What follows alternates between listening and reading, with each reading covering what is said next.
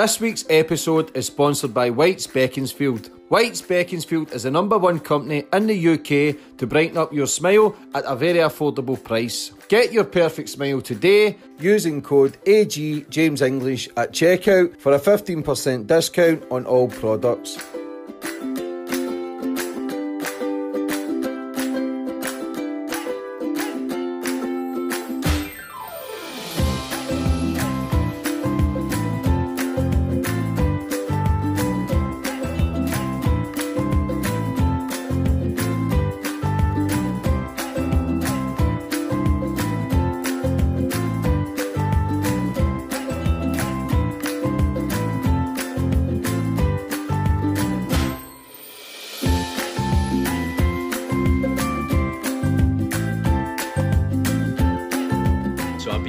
Whitening kit from White's Beaconsfield. I'm on day 5 out of 7 and my teeth are looking white. So it doesn't contain peroxide, so it's very, very safe for you to use on your teeth. It doesn't cause any sensitivity, and I've literally got the most sensitive teeth. The most affordable product, works like a dream. Look how white, with no filter, no sensitivity, and it is just one of the best that I've ever used. Like, that's 3 days. It's crazy.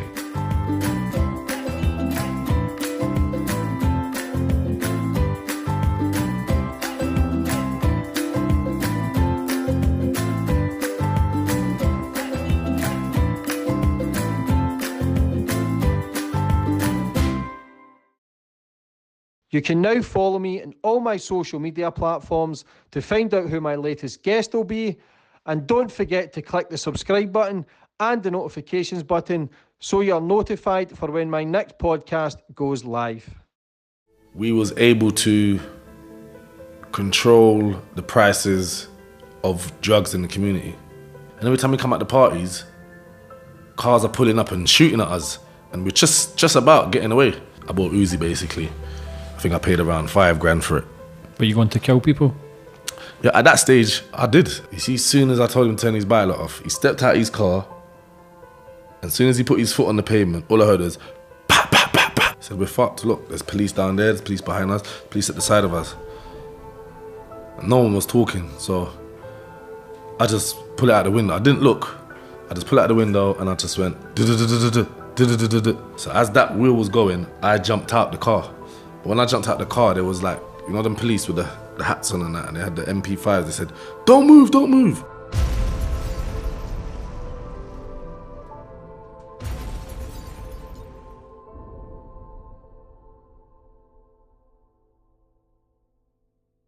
Boom, we're on. Today's guest, we've got London's Quincey Thwaites. That's right. Yes, brother, yes. How you been? I've been all right, you know, just focusing on my work. Had a few problems last week. My grandson stopped breathing, so... Sorry to hear that. Yeah, but he's all right now. Yeah. You know what I mean? But it's just life, innit? Ups and downs. Yeah. You know what I mean? Good come with the good, come with the bad, so... Yeah. Just got to push on, innit? It's sad though, man, so... It's the only way we can help, really, by pushing on. If you stay stagnant, it doesn't help anyone. First of all, brother, thanks for coming on. No problem. You've been in prison since you were 15. Yeah, 15 to 21. Yeah. You got out for a few months. Yeah. Shot a Uzi at the coppers. Done a 15. Now you're out, free man, doing good things. Yeah. How does it feel to be a free man now? A free man now is definitely a free man. It's definitely different from a free man from before. Because last time when I was coming out of prison, I had no thoughts in my mind of ever changing. Because all the things I was doing, it's kind of like when I was young. Some people's child is different, but I was actually trained to do what I done when I was young. When I mean trained, I'm on about, I was raised by like one of the most feared gangsters in South London. Yeah, everyone knows who he is. Who is it? Yeah, his name's Vincent. Yeah, and obviously, that's my stepdad, and I love him dearly, innit? Like, it's not a thing of, oh yeah, you know, I've changed. He's an older person now as well, innit? He sees things different, innit? So my life under his teaching made me who I am. I can't hate it. Yeah, I can be mad with my upbringing because obviously I wasn't I didn't get the upbringing of a normal child, but in the world that we live in, I don't think about these teachings, I'd be here even talking to you now. Like I could have become another statistic or a victim of the streets or the community that we live in without his guidance and his tutelage, even though he didn't have to actually tell me what to do. It's just that I lived in it. So and he's got one of the biggest families about. So I always go back to the start with my guests as well, Quincy, where you grew up and how it all began. Yeah. So I grew up in a place called Kenneton. It's not far from here. It's just probably 2 roads away. That's if you want anybody to know that. Yeah, it's a place called Kenneton. And I was there with my mum. There was a fire. That's what I do remember. And we moved. I think we stayed at our aunt's for a while. But my aunts, they came all the way down from Manchester because my mum was in a foster home. So when my aunt came down to to London, she brought the sisters with me, which is my mum. Mum's a twin sister. And like I said, we started in Kenneton and then we moved to Clapham. And then when we moved to Clapham, we didn't really have much, but we was happy. You know what I mean? That was the last probably feeling of, you know, as a kid, of happiness that I proper had. Because my mum then basically my dad suffered from mental health, and he had a few situations in my mum, and then obviously my mum was hiding from him at the time. And obviously right now he's in prison because he killed someone basically a few years ago. Like he was in a mental institution and then he came out into the care and I was going to see him. And then one day I came back and they just said, oh, he killed one of the other workers one of the other patients in the house that we live. There's like a little hostel. So that was only the really relationship I have with my dad, my real dad. And then obviously he's in Leicestershire prison now. And I go to see him every now and then, obviously because of the COVID. I'm not able to see him. But then my stepdad came onto the scene, and the first thing I remember is gates coming up on our house. You know, like metal door, gates on all windows, fence around the flat. And that was the kind of first sign of, you know, control. Because I didn't know nothing about that before. But obviously, as I grew older, I realized that's how he had to live. Do you know what I mean? So if that's how he has to live, that's how we had to live. Because obviously he's met my mum, and what usually happens in them kind of relationships, the man takes control. Do you know what I mean? So from there, that's when my life changed. I didn't notice at first, but it was like, that is when I started to see the street. I didn't really see it before because I was my mum's son, and we had a sister, but obviously my mum's first, and obviously they protect you from things at a certain time. But then when he came in now, I remember every night what I used to have to do was I used to get all the latest movies and I used to film them like around 20 times, because he's got like probably easily over 38 daughters and sons. What? Easily. Yeah, easily. Easy. Probably he's even got more now. Probably over 40. 40 That's kids? the last time I checked, yeah. Him, all his, you know what I mean, in the community. That's what I said, he's got a big family, yeah? So I got lots of brothers and sisters, yeah? And I had to have copy of all the the gangster films, you know, from the Scarfaces to the, everything you can think that's of a gangster flick of that. I had to have to film them one by one. So I'm just a little kid and I'm just watching these films over and over again because I can't do nothing else except for do this. And obviously I end up watching them. So that's the first kind of time that I saw visuals of a gangster. And then when I'm watching the Jamaican movies, but that's probably what made me got into music also, because I used to copy Reggae Sunsplash over and over. So I used to get all the top videos and copy them for all the family. Then after a while, what happened is he had a shop in Brixton on the front line.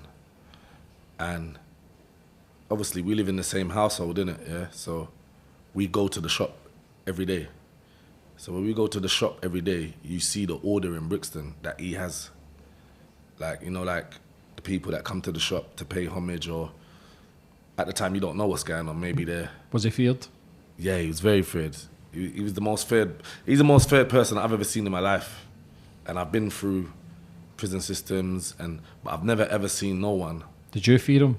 Yeah, of course. Everyone did. It was the policy of being around him. He makes it happen. He makes it like that because he's so serious. You know what I mean? I've never met someone that's so serious. And he's so serious that his vibe, once he comes in the room, he can change your vibe. You know that? So if he's happy, everyone can be happy. If he's sad, everyone's going to be sad. Or if no one's talking, if he don't want to talk, there's silence in the room.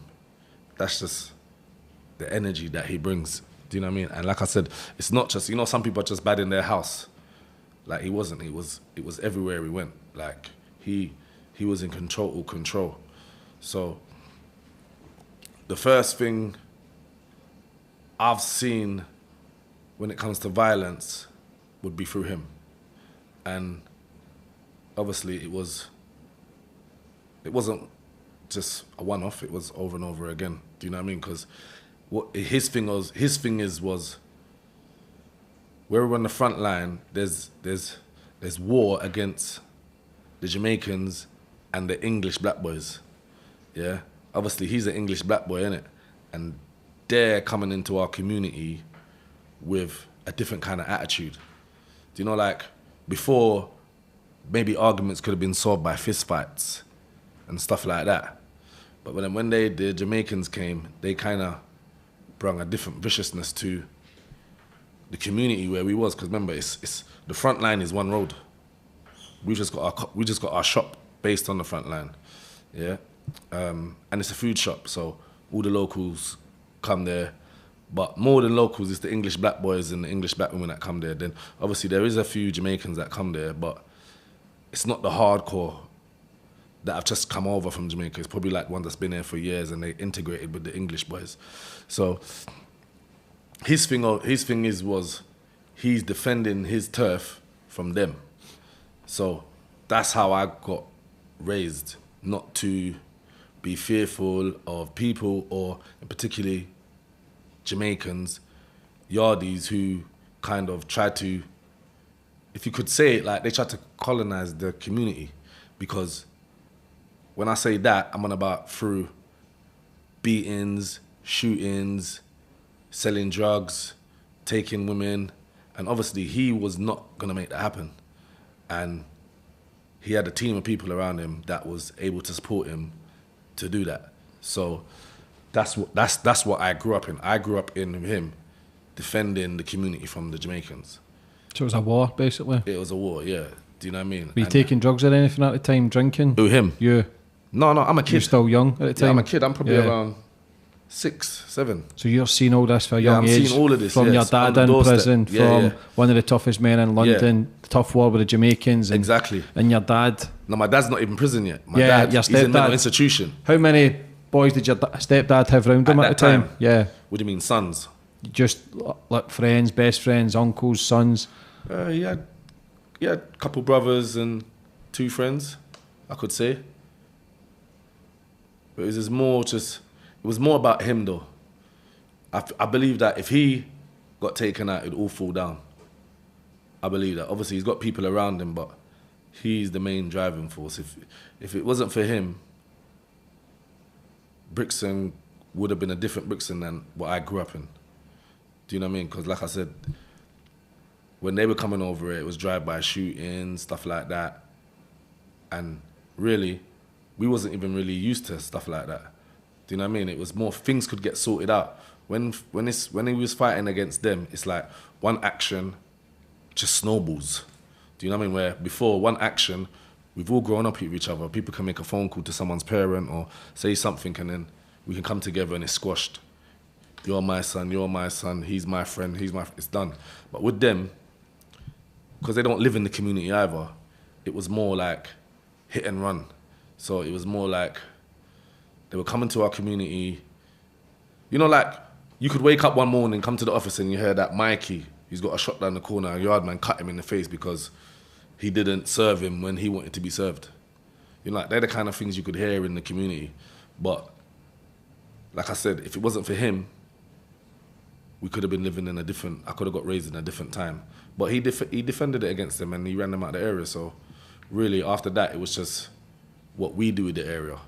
But I got arrested, so by the time I was 15, so I didn't have the time or the capacity to take over, you know, from what he left off, because I went to prison at a young age. Yeah. Did you ever go to school? Yeah, I went to primary school and I went to secondary school for 1 year. And then from that 1 year, in between that 1 year, I ended up in children's homes. And from I was in children's home, I didn't go back home ever. What was your stepdad saying when you were going into children's home? Was there a relationship there with him, or was it just a free-for-all with his kids? No, basically, yeah, it was a thing of, I was at home and I was kind of getting involved in, you know, little petty crime. Yeah, I got petty crime, and then one day I was at the police station, and I wanted to speak to my mum, and the policeman said to me, "Oh, I spoke to your parents, and they said they don't want you to come home." So I said, "What do you mean they don't want me to come home?" They said, "Yeah, they don't want you." They said, "You're not going to understand, but what we're going to do is we're going to get social services to come and find you somewhere to live. They don't want you there." So obviously at the time I was angry, but the way I processed it was afterwards is basically, you don't want me home because you don't want the police coming to the house. Because remember, if I'm making police come to the house, they now know where you live, and you don't ever want them to know where you live. That's the reality that I live in. That's how serious life was. Because even when I used to walk home with him, if we saw anyone that he knows on the estate, we'd run the other way. Because we don't even want no one to see that we're in this area. Like, we lived right in the community for when I was out at least 8 years, because we moved house when we was with him for around 8 years, and nobody knew where we lived. My mum's sisters wasn't allowed to the house, cousins wasn't allowed to my house, his brothers, his sisters, no one was allowed to the house. Only we knew where we lived.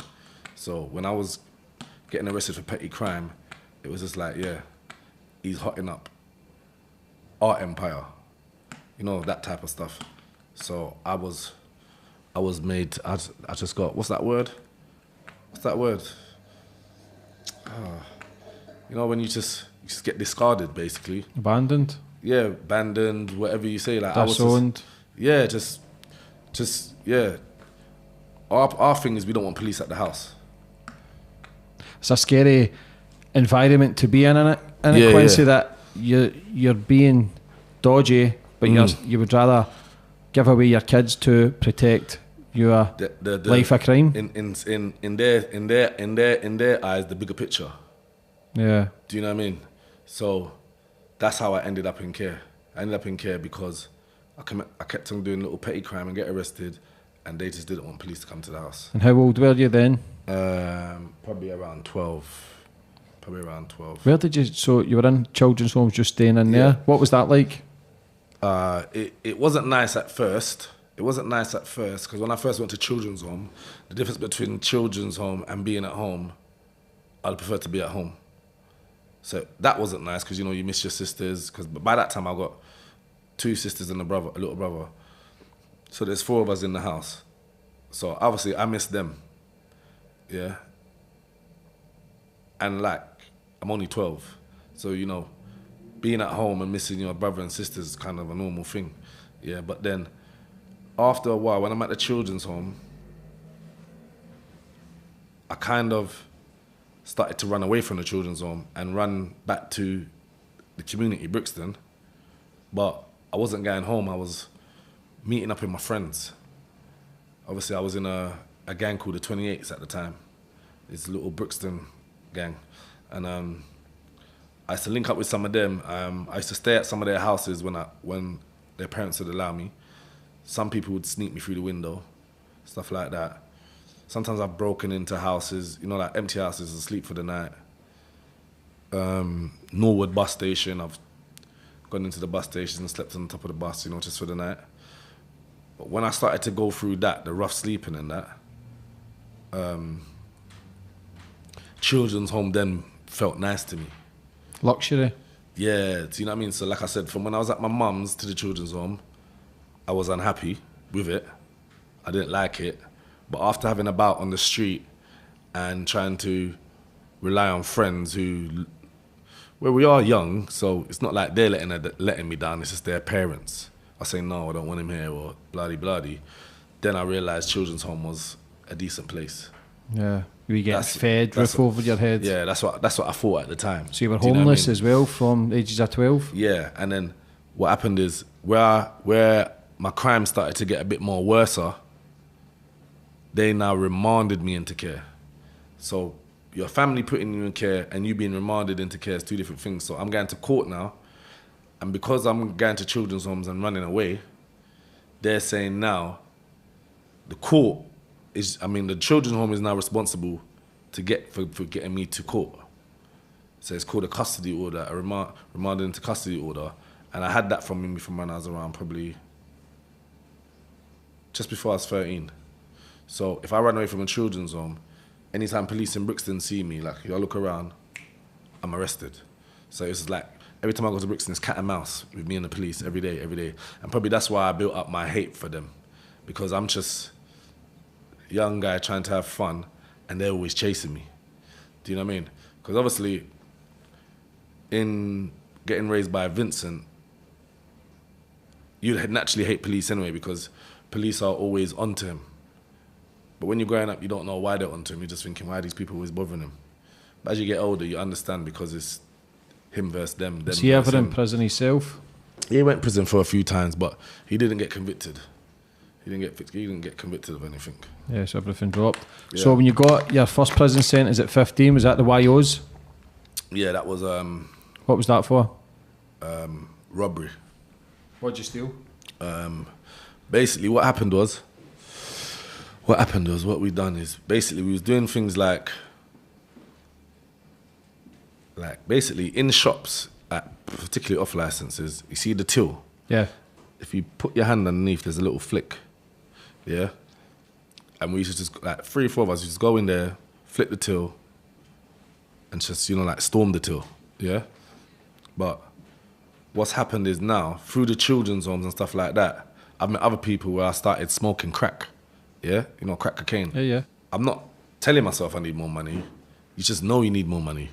Because now also, even though we're smoking crack, we're wearing designer clothes. So people in the community, they might think, oh yeah, them guys look like they're making money, but we're not really making money. We just kind of got a front. Like the designer clothes is like a front, like gold chains and stuff like that. But we're smoking lots of crack. So as that's happening, we start realizing that this little money in the tills is not gonna hold us. So what happened after that was we started to go into building societies. And you remember the building societies like Abbey National and that, they never had no... Yeah, the glass. They never had no glass. Windows up. Yeah, so we just got brave and started jumping over them. Like a couple of my friends have been hit, like in the chin and stuff. But we just started jumping over, and it was like every man for themselves. So someone could come out at $3,000, next man could come out at $5,000, next man might get lucky, come out at 15 grand, but you'd never know because everyone's cheats and everyone's liars. Just a kamikaze job. Yeah. No one declares anything. If you get something. Yeah, in case somebody wanted more. Yeah, do you know what I mean? So it was just like that. And then we was getting arrested for that. In fact, the first time I went robbery, I went to jail, it was for theft. But it was a theft of that, of that same kind of type of move. And then because we kept on doing it and kept on getting bail because it was theft, I went to court one day and prosecutor said, no, we're going to change the law because these guys keep on getting bail, yeah? And they keep on getting no more than 12 months. Yeah, so they changed the law. Because no one wasn't actually going in there and touching anybody, they called it steaming. They got us all together, they know that it's those guys from Brixton that do this, yeah? And went to wherever they went and changed the law from theft to steaming, and steaming is covered by robbery. Yeah. So now we're getting committed to Crown Court instead of staying in the magistrates. Yeah, so that was the first time you went to prison? Yeah, so the first time in prison is when we went, you know, I'm a bit, you know, like a bit cocky now, innit? Because I've been to jail, court so many times for this thing that I'm thinking is theft. But now I've gone to court one day and they said, yeah, you're getting committed to Crown Court. But obviously, as far as I know, you can't get committed to Crown Court on these charges, which is theft, and because I'm young, it's going to stay a magistrate. They said, nah, we've changed it to steaming, and steaming is classed as robbery. So now everything started to get serious. Now we're talking about years in prison. So when I'm hearing years now, that's scary. Before it was just months. So yeah, that was the first time I went to prison, and like I said, now they've changed it to robbery. And I remember the first time I went to prison, they used to have these holding cells in, I can't remember where it was, you know. You didn't go straight to prison. Yeah. You went to these holding rooms. And when you're in the holding rooms, you were the adults and everybody. So I think that was the most scariest time for me to go to prison. Because remember, I'm sitting in a room with big guys. But that place got closed down. It got closed down. I don't know why it got closed down, but it got closed down. So we've gone to Feltham. I'm still high on drugs, but I ain't got no drugs. So what was it like then when you were high on drugs but you couldn't get them? What's funny is, yeah, you see, because we were smoking so much crack, it wasn't like, you know, usually a cat's life is, like a crackhead, a normal crackhead that walks the streets, life is basically buy a £20 stone, get high, search all day for the next high, beg money, and you know, like his highs comes in bits, he's always chasing the high.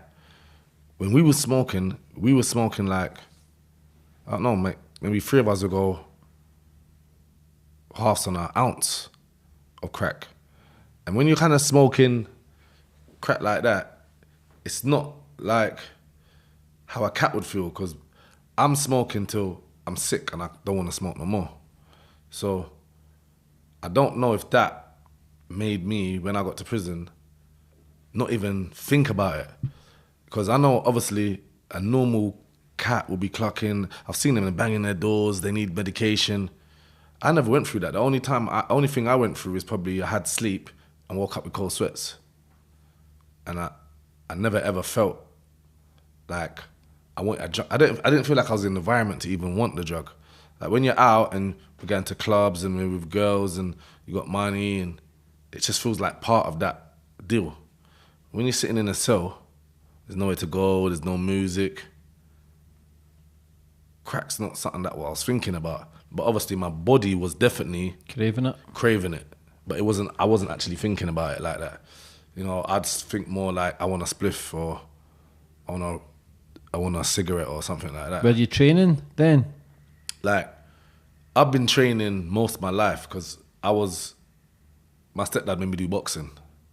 And I was quite good. Like, I got to the ABA quarterfinals, Royal Albert Hall, Box for England, all that type of stuff. But it wasn't what I wanted to do. I wanted to play football.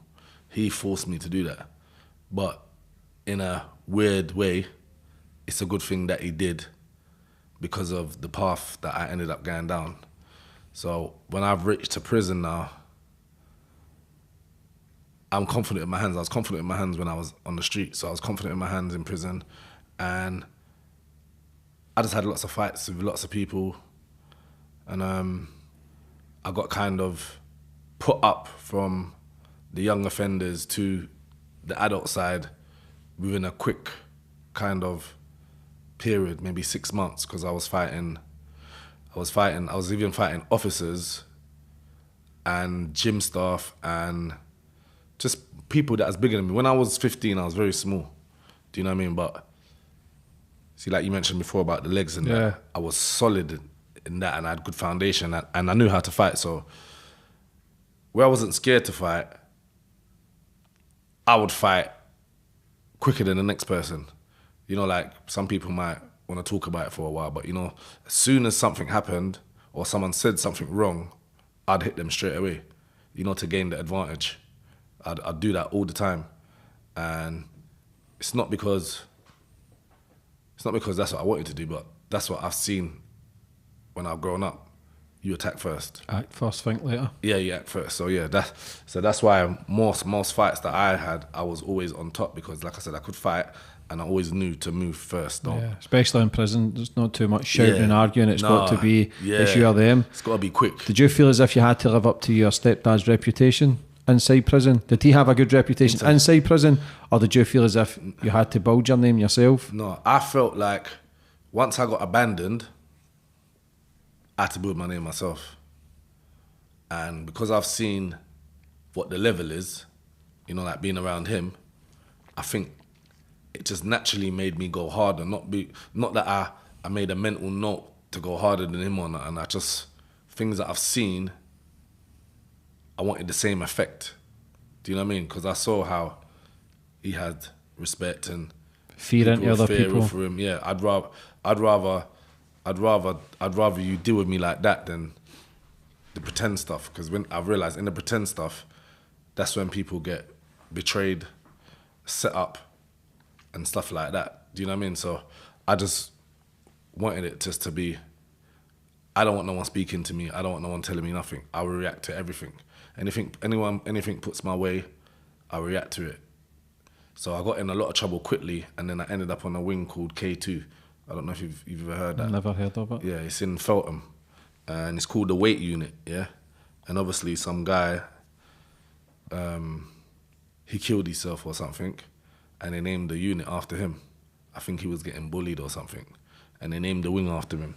So I didn't actually bully anyone, but what happened was, because I kept fighting, and then I fighted at SO. Well, I didn't fight at SO. I just attacked him, and then after that, they kind of like moved me to the adult wing. I don't know what it's called, like Starred Up, whatever they did. And they moved me from the 15-year-old to the 18-year-old wings, and then I got convicted.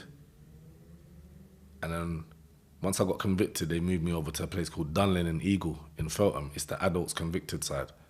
So I went over there. I had a fight with a guy from the servery. Yeah, his name was Danny Mills. And he was from my area, actually. Yeah, Acre Lane. Yeah, but he was an older boy. But he was on the servery, and I came to the servery, and I just put my plate there, and he just put, just like maybe a few chips. And I said, "What's that, bro?" And he just said, "Move on, man, move on." And he was a red band as well. You know what a red band is, isn't it? Yeah. And he worked in the gym. So he was, because he's been there for a few years. He's on the pass everywhere. Yeah, he's in there with the officers, do you know what I mean? So obviously he said, "Yeah, go on." They said, "Yeah, Thwaites, go and bang up, rare. So anyway, I banged up anyway. And then maybe around 3 days later on, I must have, I come down the stairs and seen him coming in, and there's a TV room under the stairs. So I just said, "Yeah, come. Yeah. I remember he's looking at me like I'm a little boy. Do you know what I mean? So he's coming there quickly. We've had a quick little skirmish. I've got the better of him anyway. Punched him up. He's got lots of bruises. I've gone back to my cell. And then after, because he's their boy, I know how they perceived it. You know what I mean? Like, oh yeah, it's that Thwaites again, starting trouble, bloody. So I just heard everyone bang up, and then you hear, the Mufti squad. You can hear them, like coming down the landing, locking people's landing. And then I think from that time I got muftied every time they come for me. Like it was like, from there, it was just like, it was constant. So now they brought me to this bully wing, yeah, and have told me that, yeah, he's gave a statement basically. I didn't ever thought he would have gave a statement. So he's a little snatch? Yeah, I'd have never thought he would have gave a statement, because his profile, he's the big man. Do you know what I mean? And he's from the same area as me, so I didn't thought he would do that. So I think that's because of your reputation you were getting, and because of your stepdad. Why he G'd me up? Yeah. No, I reckon he probably G'd me up because, remember, yeah, I've assaulted the officer, the SO, and they're really out for me from then. So where he's in there with them, I think Dave told him to write this, because remember, they want me on that wing. Yeah, so that was an excuse for them to move. Yeah. And then he probably got a nice little ship out to a cosy prison. Yeah. Out the way. Cushier job in the jail. No one don't need to see his bruises on his face. He can just cut out and just, I think they'd probably done a deal. Like, you know, like when you're young, you don't know that, but you know, after understanding how prison works, Yeah, it being makes South Wales, sense. It makes sense. That's what happened. Do you know what I mean? So I went to this bully wing now, and on this wing, the how can I put it? Like the space between the cells is around as long as that settee. I mean, as wide as that settee, or this table, just a bit more wide. So so your cells are at the end of that, and our cells are at the end of this corridor, and outside the corridor there's a blue box, and when that cell opens, you gotta come out your cell. Don't ever go past that blue box, and say your name and your number. As that door opens, you gotta run out quickly. Like if that officer gets to the end of that corridor and all of you lot ain't in that square, in your gym kit, and saying your name with your point sheet in your hand, you're gonna lose points. And you can get off this wing within 5 weeks, bear in mind, yeah? But no one ever does. Why? Because down there, they pretend like they're there to help you become better, but they're not, they're torturing you. Do you know what I mean? So you can lose points for the simplest things, because bear in mind, you're not allowed to talk down there. You're not allowed to speak at no time unless you're speaking to them. Like, they don't want to hear no talking out the window. If they hear you whispering at the pipe, you just hear your door knock. Point sheet under the door. You lose 500 points. And you're supposed to be gaining. You can't lose more than 2,000 in a week for you to get up to level 1.2. And then it's level 2. Then it's level 2.1. Then it's level 2.25, and then you're off. How many points do you need to get out? You can't lose no more than 2,000 points every week. So if you did lose 2,000 points in 1 week, do you stay there an extra week? You just drop back down to the bottom. So if I went So if you were on level 3 and you got 2,000 points, you're back down to you're zero back down again? to zero. You're back down to zero, and that's how it is for everybody. Like there's no favoritism or nothing. Like you, when you're working your way up, they expect you to be advancing. So that's what they say. They expect. So if you get to level 2, that means because you've grown. So if you do something stupid, that means you haven't grown. So we're gonna put it back It's to your the own bottom. fault. Yeah. So we go straight back to the bottom. Did you ever get to level 3 and then they fucked you straight back? Never. Because what kept happening to me is I kept on, like for the first few weeks I tried, yeah? And then it was stupid things like you come in my cell, and because they do cell inspection, innit? And, you know, anything. It could just be, they'll go, if they don't want you to come off the wing, they'll go and wipe something. They know you know, like some real thing like under the corner. Yeah, dust or something. Yeah. So yeah, look at that, 250 points straight away. You're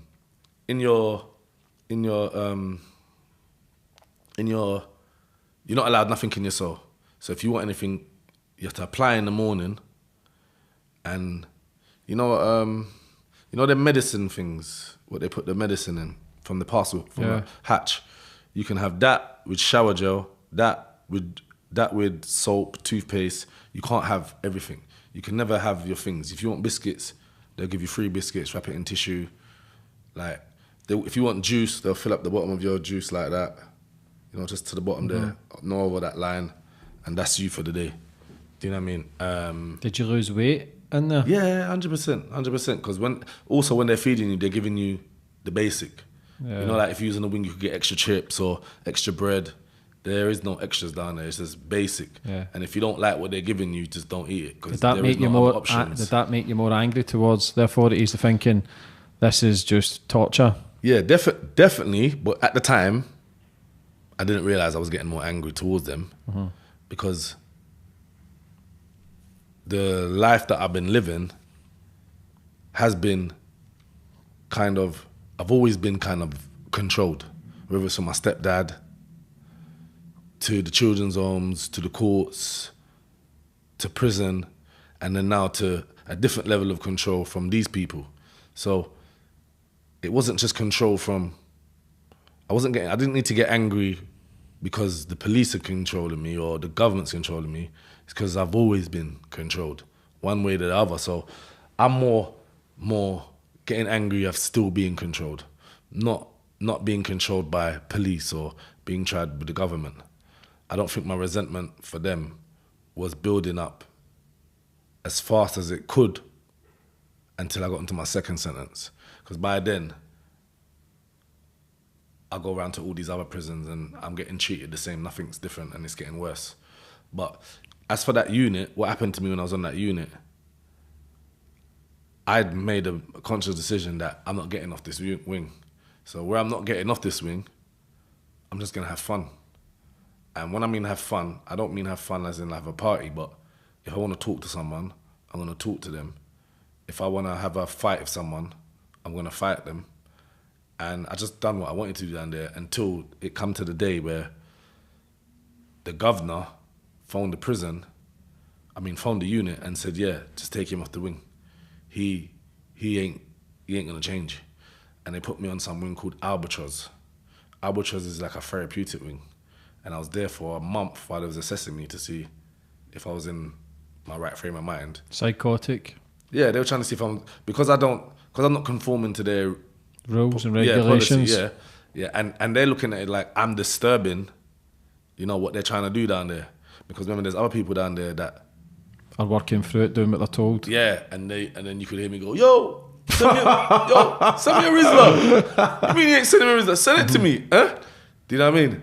And they can hear that they don't really want to talk, but he's talking to them, he's drawing them out. So they said, yeah, get him off. So I went to Albatross, stayed there. They got TVs in their cells and everything. Albatross. I thought, yeah, I was actually happy at the time because in that K2, you don't have music, you don't have nothing. The most you can have is a book, or if the screw is happy with you that day, you might just put the newspaper under your door.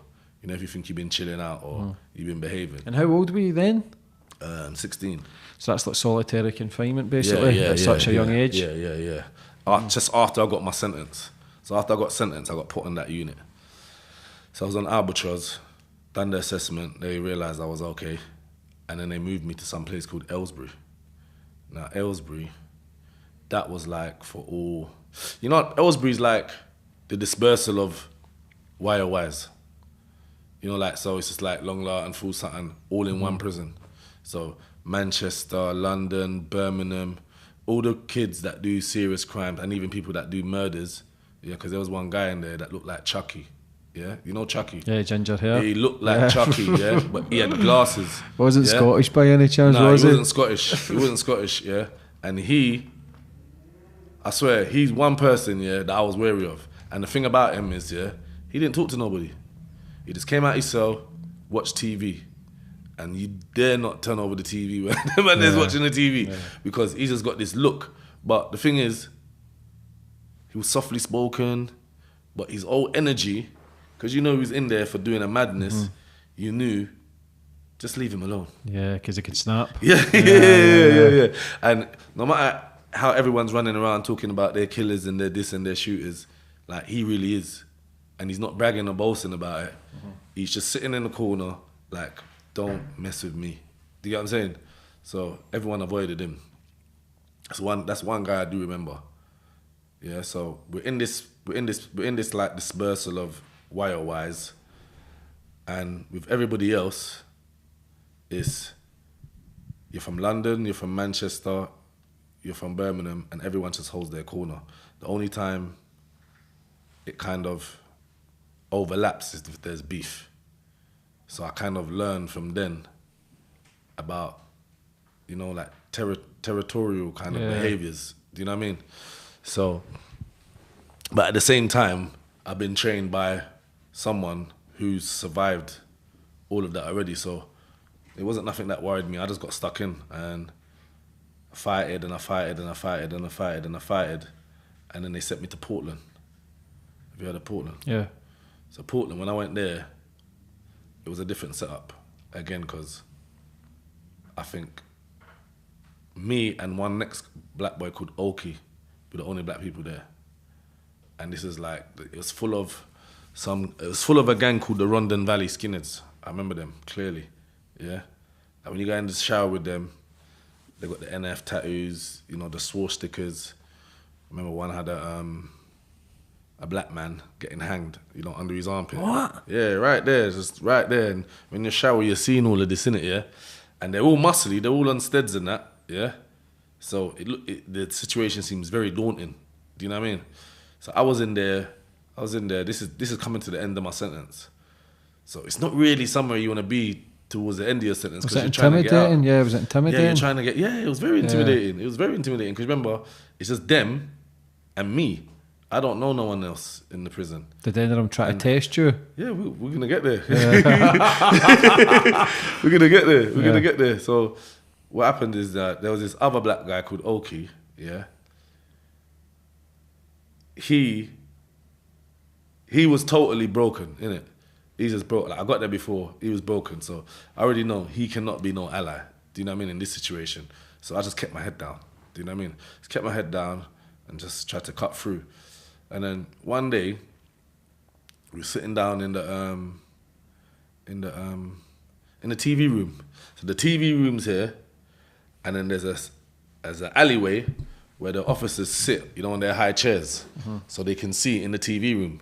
But there's a TV room on that side and the TV room on that side, so they're looking at both, you know, both TV rooms. That's what association is. And at the end, there's a snooker table. So they're looking at both of these areas, so they can watch anything. But obviously, everyone gets laxy-daisy sometimes, innit? So we're sitting down, and I remember on the telly was, have you seen Mike Tyson? Not the documentary, like the movie they made of Mike Tyson. Have you seen that? Yeah. Yeah, that was on the TV, yeah? That was on the TV. So I'm watching this now, yeah? And there's this mixed race guy, yeah? Now, he's black or white, depending on what day he woke up and what the advantage is. Do you know what I mean? Because when I speak to him by myself, yeah. He's with you. yeah. But if it kicks off, he's the first one running. He's the first man running, yeah. Yeah, I even forgot his name, yeah. But I remember we was in the TV room and we was watching this Tyson, yeah, and he's saying, yeah, where? I'm like, bro, be quiet, man. Man's just trying to watch the film, yeah. He said, no, he does this and he does that because he's seen it already, innit? Yeah. This means, bro, just be quiet. And then I remember the guy's name, Russ, yeah, Russ, London Valley Skinheads. Bear in mind, they ain't got all skinheads. Some of them have got their hair and that, but that's what they're called. Yeah, Russ. Now, Russ is a hench guy. Yeah, he's fully on steads. He's turned around and he said, shut your fucking mouth. Like that, you know, in the Welsh accent, yeah? And Mama went, okay. I said, see, I told you to shut up. And Mama turned around and said, you shut your fucking mouth as well. I'm like, what? I said, I was telling him to be quiet. He said, shut up. I said, bruh. And then the mixed race guy said to me, Q, don't. You know he's saying don't, just don't. Yeah, 'cause remember, you've been talking like you got my back. So you're saying don't like, I don't want to have to do this. You get what I'm saying? But he didn't want to do anything. He's just scared for me and probably scared for himself. Yeah. I was sitting down, yeah, and I was thinking about it, but I've been thinking about not just this situation, enough times, even like when I'm walking past the pool table then, and say, black nigga, man. Yeah? Yeah, you heard them talking under their breath. And it's always there was a little one, a young one, and he was the main antagonist. You know, like the smallest guy was he kept on, yeah, fucking black bastard. You know what I mean? Like you hear these things, yeah, but I just sat there that day and I just thought, everything just came to me. I just said, you know what, fuck this. And I got up, I said, yo, come to the toilet. He said, what? I said, yeah, come to the bar, not the toilet, to the shower. Because the shower, once you come out left, the shower's at the end. So I said, yeah. I said, bruv, it what as well? Stop making noise because you're trying to make the officers see what's going on. You see that, it bothered him a lot because he's thinking, you ain't supposed to be that confident. You're supposed to want to make noise so the officers can see, innit? I'm saying, yo, bro, just shh, let's go to, yeah? And as him come. So he went there, but when he went there, bruv, around 10 man got up with him. I'm like, whoa. I see 10 man get up with him. I'm like, fucking hell, what have I done, yeah? So they've gone out, yeah? And obviously they've walked past the officers, you know, like nice and neat, yeah? And obviously the officer's not thinking nothing. He's probably just reading his newspaper, innit? It's just lads going to the shower. So, yeah, I'm thinking, raw, all them men are going to move to me, yeah, when I go in there. And then they was like, because obviously they can still see in at the window. So as they come, they said, come. I just said, yeah, fuck it. Yeah, I just said, fuck it. I was scared though, but I just said, fuck it. Because I was thinking, you know, I'm tired of being there as well. Getting bullied. Yeah, with the racism and mental torture. Yeah, and I'm in my cell and I'm thinking, oh, what's gonna happen today? And is something gonna happen today? Am I gonna get stabbed in my back? Do you know what I mean? And some of the officers were horrible as well. Do you know what I mean? So were they racist towards you? Yeah, some of them were. Do you know what I mean? Like,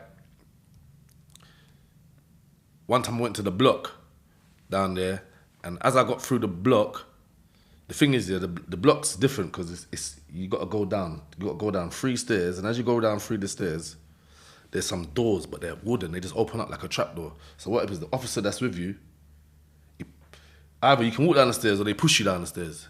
Yeah. And I remember when I got pushed in, the officer said, "Get in here, you black bastard." You get me? And once I got in there through the doors, bam! The officer slapped me straight in my face. I went to, like your body just naturally wants to defend itself, but I didn't even get to defend myself because by the time he boxed me in my face and I went, there was like officers behind me on the floor. Do you know what I mean? And I heard comments and that. Do you know what I mean? But by then, I'm still used to it. So it's not even a thing that's, like shocking me or anything. Like I've heard that from officers in Feltham. So because I'm in this racist jail, them talking like that, that's not bothering me because in my mind I just think that all these officers are like that. Do you know what I mean? So that never shocked me. It was just kind of more the youths that shocked me. Do you know what I mean? Because I never ever felt racism like that in my life. Like I used to go to boxing matches around the world, well not around the world, around the country, and you used to see looks, but you never used to hear nothing. Do you know what I mean? You could see like if them guys don't like you because of who you are, because you never met me before, so I don't know why you don't have that feeling it's me. So they've got a problem. You can feel the vibe anyway, but nobody says anything. Yeah, but sometimes you go around to these places ain't used to seeing black people. So sometimes that's what it is. You know what I mean? At times when you're young, it's a bit daunting and confusing and scaring. But as you get older and you go around the country, you realise some people just ain't used to seeing black people, and sometimes they don't know how to approach them. It's just only see them on TV, and then when you're in their presence, they don't know how to deal with you. Do you know what I mean? So in my mind when I was young, I was thinking it's racism, but sometimes you're led to believe it's racism because sometimes when people don't know, if someone's not used to something, they act standoffish. I do. If I'm not used to something, I'm not used to seeing it, or I'm a bit wary of it, innit? It's like dogs. I don't like dogs. Like if I see a dog, you could tell me you got the nicest dog in the world.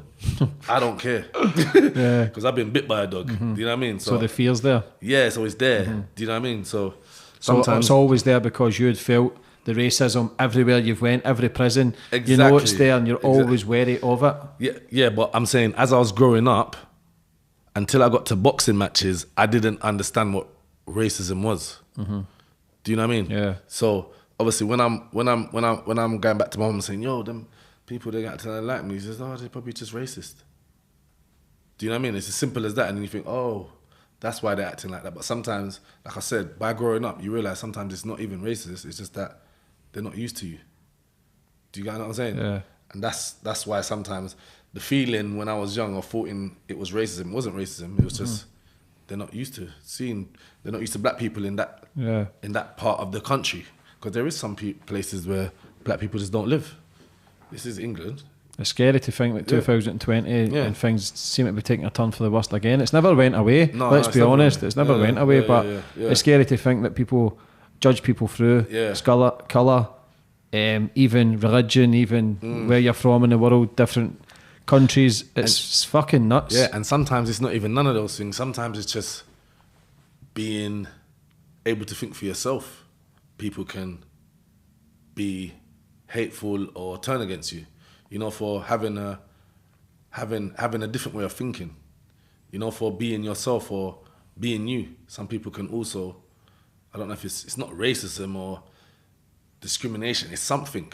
Like you can be your own person and people will still hate on you for some kind of reason. Of course, we're all judgmental though. As human beings, we're all judged. We're all in a weird world where you being unique and being showing individuality, people are scared of that. People want to all be in the same box. If you don't follow my rules, I will force all my powers onto you because what I think is right, when really we all think differently. There's not two humans on this planet is the same. So see when you were doing that with the 10 boys fighting, what happened? So basically now, I've walked out the room and then obviously the officers are there, innit, on the side.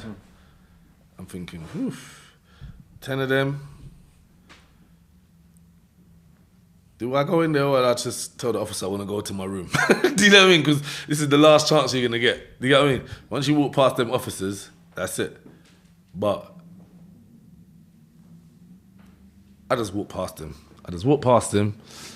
And I walked into the shower. When I walked into the shower, it was steamy. You know, like steam. I remember it was steamy. And then I was holding the door, and then the door shut. And then when you go in the shower, there's a cubicle there. Not a cubicle, like a big square. And in that big square, it's just like some sinks and a toilet. And then through here, there's like a door here with no door. You know, that's a space of a door. You go through there, and then that's the shower. Yeah, and it's a big square. And I've got in there now. When I've got in there now, these motherfuckers are taking their tops off. Do you get what I'm saying? There's already guys in the shower already. Yeah? They're already in the shower, you know, like naked. You know, just showering up.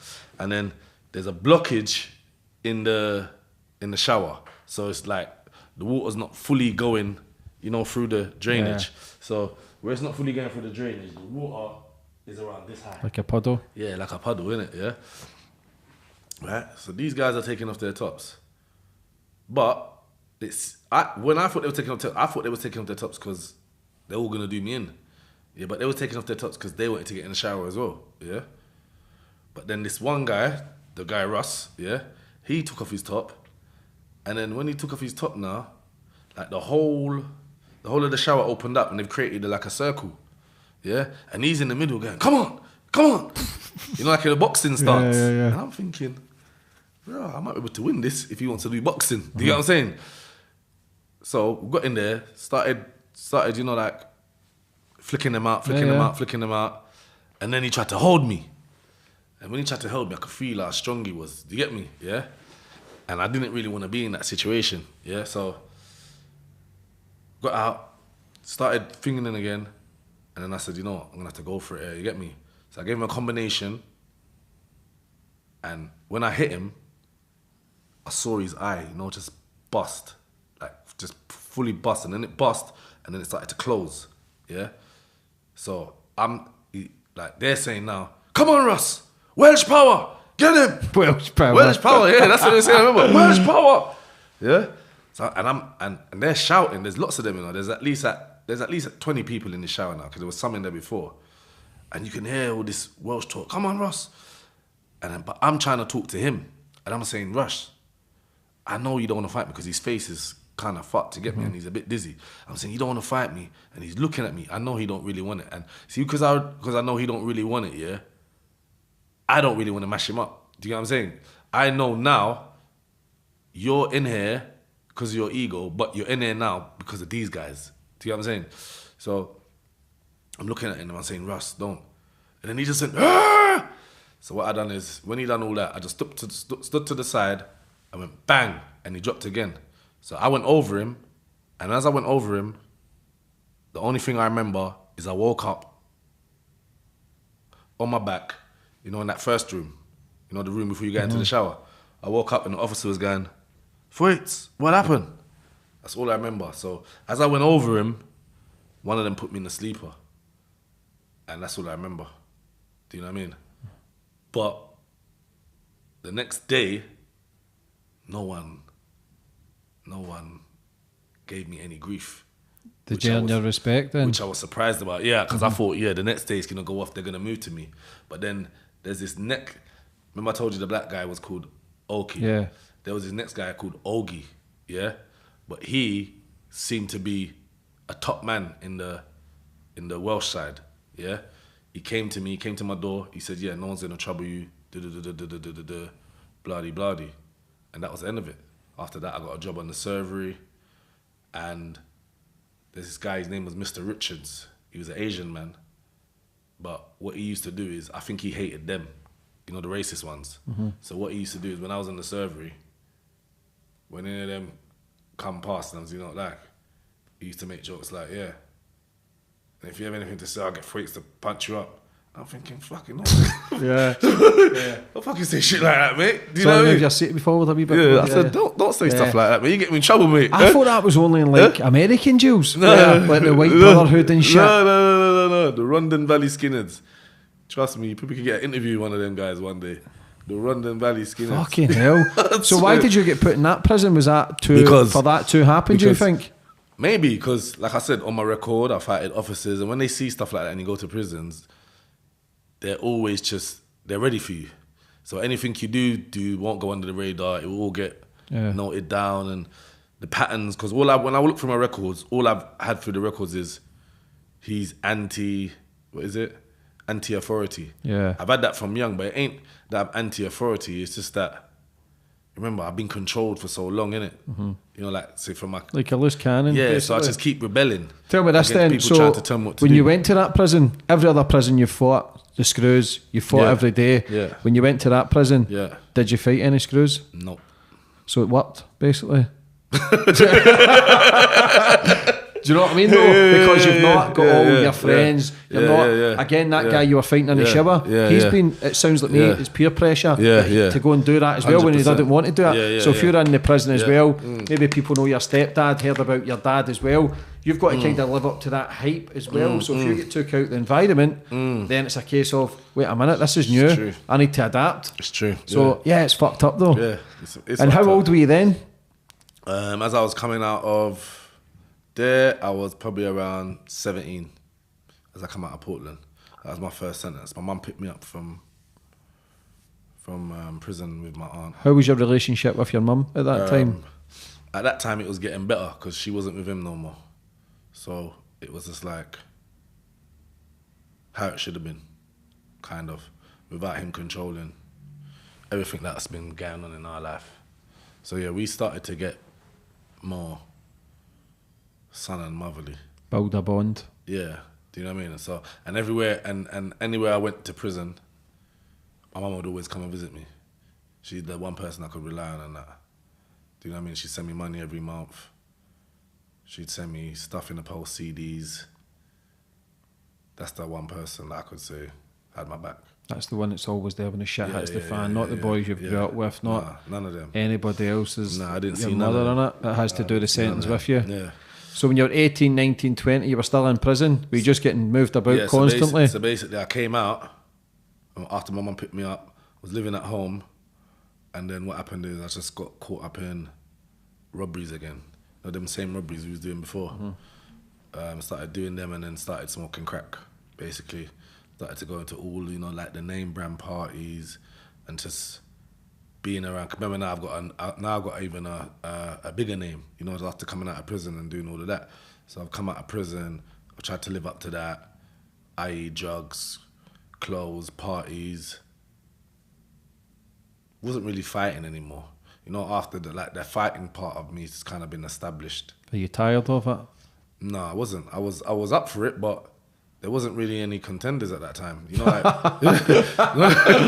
like pussies. Remember we done the jail circuit. Yeah. So now your name's so you know everybody that's dodgy. Yeah, from north, east, west, or south. Do you know what I mean? So it was more of just get this money and look like you're making money kind of vibe. Yeah. So, but then within 5-6 months, I was back in prison again. Yeah. Yeah. So went back to prison. For robbery, got a 5 years, and came out when and that prison sentence was probably nearly the same as that one, because in my mind I was coming back out not to change my life, I was just coming back out to carry on with my criminal career. But this time I made a mental note that I would never smoke crack again. That's the one thing I done. What was the turning point at that moment? I don't know, because I think I used to smoke crack because it was cool, because I saw my elders doing it. But then by the time I got to, because I think I was around 20 then, by the time I came out from my second sentence, by the time I got to that age, my elders, I haven't seen them for years. So there was no influence from them. I think it was just of me being in prison so many times and wanting something different. Because I said, that's what I said. I said I'd never rob again, I'd never do the robberies, and I'd never smoke crack. That's what I said. That's what I made the mental note. So when I came out, and there was hardly any money, when people were telling me to come on robberies, I said, nah, I'm all right, I'm good. But then what happened is my sister was going out with someone I knew called Tipsy. And he had basically the greatest phone line ever. You know, they say they call them county lines now. This weren't county, this was just in Camden, yeah? and it was like 10 guys' lines in one. Do you know what I mean? Like this phone line, as no word of a lie, it could be make around $7,000 a day, every day. Just 24/7. Just 20. No, it's not even 24/7. It's 10 till 10. Yeah, and then he gives someone the phone for a night shift and charges them. Do you know what I mean? 5 bills. Anyone that's worked the night shift, you give him £500, you make you work the night shift. But from that 10 till 10, there's gonna be at least $7,000 of cash going through your hands, easily. Yeah. So he told me, yeah, you can have that. Do you know what I mean? He said, I'm chilling out for a while. Me and your sister's gonna just do what we gotta do. And so I was doing that for a little while. But then what happened is we kind of, like, cause we had the line, we was able to control the prices of drugs in the community. You know, like people who want to buy things like ounces and stuff. So because we had the line making so much money, all right, just say you had a kilo and you bought it for 20,000. Just say that, yeah? Now, I bought a kilo for 20,000 too, but I've got a phone line that makes me $7,000 every day, yeah? So now what I'm gonna do is I can take losses on my kilo, you can't, you know, because of the line. So what we done is drop the price of the ounces, because you're only selling them for $6.50, I'm selling them for $4.50, but I can take the loss because I can balance it out with the phone line. Yeah, so you see that. When we done that, we just thought that was a great business idea. Unbeknown to us, all the other drug dealers wasn't happy. Do you know what I mean? But we didn't know that at the time. We was just doing what we thought was all right for us, innit? You know, we're men, we can do what we want, you know, that kind of vibe. Wasn't thinking about the rest of the community or anyone else. So once that kind of filtered down, a lot of haters started to appear, but we couldn't see them because we was just in our own bubble. So what happened is now is people around us also started to get jealous because they wasn't reaping as much benefits as we was, yeah? So with that, people around you start talking to them people and they start coming to the agreements, yeah? So one day, what happened was my friend, who I'm talking about, who goes out with my sister, he phoned me because you see me, yeah, me and my friends, but I still mind my own business. He with my sister, and obviously with my sister, so your family, innit? Yeah? So they're doing what they're doing, but me, on a day-to-day basis, I've got the phone. I'm not really hanging around with anybody. I'm just doing what I'm doing, my workers, etc. So I just mind my own business. So he's phoned me one day and he said to me, yo, come and meet me now. I said, bruv, I'm working. And I know he's a man, if he gets complaints from the customers saying, oh yeah, they never had no this or they never had that when I phoned up, he's gonna be angry, innit? Yo, bruv, that's what he said. He said the line's supposed to work like McDonald's. We're not supposed to be short of anything. If they come and they don't, if it keeps happening, you're gonna get sacked off the line, innit? So if he's telling me to forget the line and come and meet him now, I knew it was serious, innit? So I've come and met him now. Come and met him in a place called Canberra. Do you know what that is? No. It's in South London. It's not far from Brixton. See the front line where I told you my dad used to be? Mm-hmm. It's one straight road from Brixton. You go to Canberra. The Nando's is at the end, right in the corner, top of Canberra Road. So I pulled up at the Nando's. Now, before I pulled up at the Nando's, he told me what happened. He said, "Oh, bro," he said, "Reds, yeah, that was some guy that was hanging around with us, yeah, has basically took something of some people and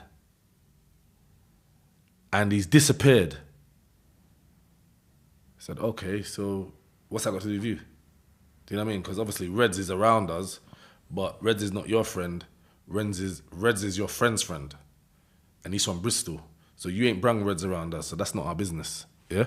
So, but you see, because I'm so confident in myself and my upbringing, I've realised there's people out there that can't make them decisions like that. You know, like, someone puts that to you, like, what's that got to do with you? Some people start thinking, raw, it might affect me because I don't want people to think, because I'm around them, that I'm anything to do with it. But you're always going to get that, but I haven't got time to think like that. Like, if I'm not involved in something, I'm just not involved in it. If I am involved in it, you're going to know I'm involved in it, yeah? But some people around us ain't got the strength or the confidence to tell someone, that's none of my business. Do you know what I mean? Because I don't know, maybe you were scared of them when they were growing up and stuff like that, but I've never had to feel like that when I was growing up because of my stepdad. Yeah. Do you know what I mean? Yeah. So my friend being kind of wary of people made him not make a decision for himself. He made it because he was a bit scared. Yeah. So after him and these guys had a meeting, he went to go with them to look for his friend. Well, not his friend, but you know, the guy Reds. Because they said, yeah, we want the stuff back, and if we don't get the stuff back, you're involved. They didn't say that to me, because these people are from my area. They would never say nothing like that to me. But they said it to him, obviously, because they know they used to go to school with him. Maybe they had some kind of fear over him or whatever. Do you know what I mean? So as they finished the meeting, he was walking off with them. I said to him, bro, where are you going? What are you going to do? Go with them guys and look for your friend. These are the same guys that been hating on you for years. Forget them. You get me? I'm confident enough to say that. Yeah? He's him, yeah, true. So we went about our business. The next day now, some girl phoned me, yeah, that I used to go out with, who know girls out with my friend's friend. Phoned me and said, are you going out tonight? I'm like, because we go out every Friday. Are you going out tonight? I'm like, what do you mean am I going out tonight? He said, oh yeah, you're going out tonight. I said, yeah, why? He said, okay, I'll phone you back. I thought, right, that's weird. Because the last time you was at my house, I told you, I can't have you phoning my phone no more because I got a new thing around me, innit? And you keep phoning my phone. And that was the last time I see her, innit? And that was that same house where what I'm going to explain to you happens now. So after she asked me, am I going out? She said, yeah. I said, yeah. And I said to my friend, rah, she just phoned me and said, am I going out? But forget that anyway, you get me? Forget that. That's what I said, forget that anyway, let's go out. So now, but that Reds guy, he's actually in our house with us. Do you know what I mean? It's me, Reds, and Tipsy, and Bugsy. So we've gone out the house now. I walked out the house. As I walked out the house, I've seen, you know, like a beam, bright beams come onto me, yeah? And then another bright beam came onto me across the road. So what I'd done is, I don't know why I'd done it, I just thought quick. I ran over to a bush and pretended I was getting something out the bush.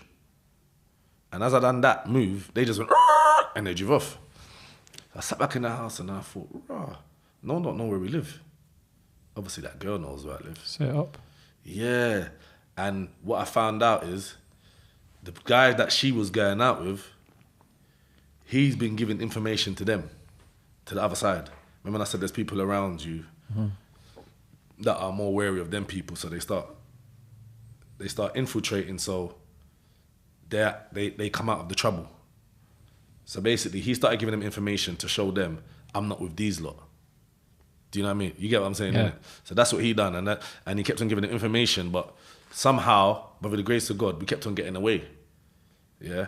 But we kept on getting away, but then one day, because we kept on going parties, and as we come at the parties, remember, we're high in that, but not high off crack or anything. Sometimes we'd be taking a bit of MDMA, because we're going garage raving, MDMA, champagne, weed, and every time we come at the parties, cars are pulling up and shooting at us, and we're just about getting away.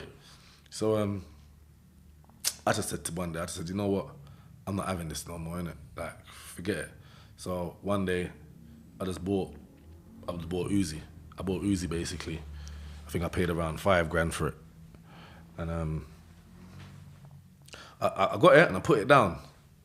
And I was just chilling at my mate, Ashleen's house in King's Cross. And King's Cross was near Camden. So it was a like perfect little situation for me, and I could just go to her house, still make money, bloody. And I'm sitting down on the sofa one day, and I remember specifically, it said, it's the day of, what carnival? Was it Luton Carnival?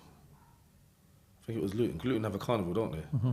Yeah, it was the day of Luton Carnival. It was in May. And I was sitting down, and I said to myself, if anyone phones you today, don't go out. I remember saying it to myself, don't go out. Yeah, I remember I had the thing parked behind her cupboards. Like, she didn't even know it was in her house. Do you know what I mean? It's just parked behind her cupboard. And but by this time, the reason I'm staying at her house is because Tipsy and my friend Maniac, they've been chased by police, and they threw a gun out the window.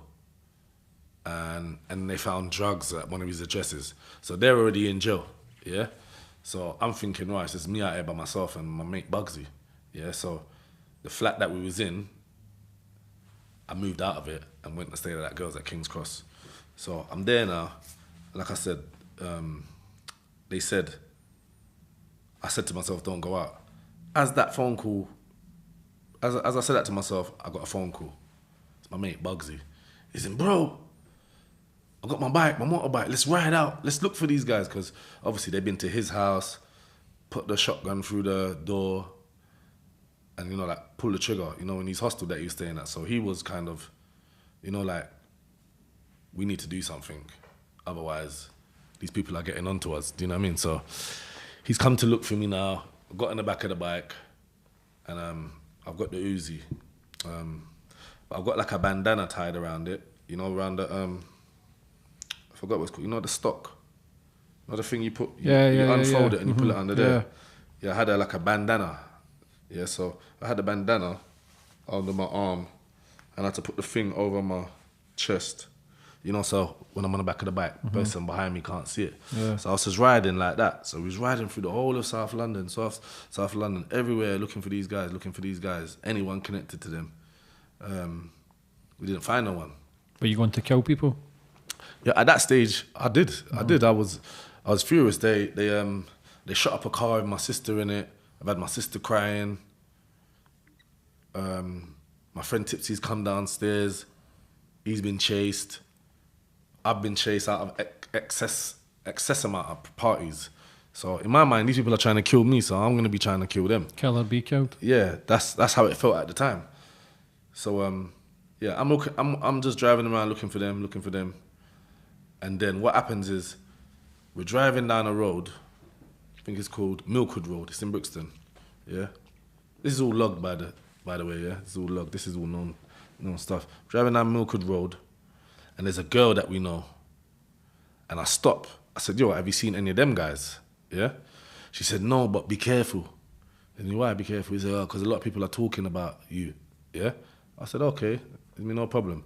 So as I've left there, I've took a left, and I'm driving past my cousin's house, and I see a group of guys outside my cousin's house. So I'm thinking, wow, is this them? You get me?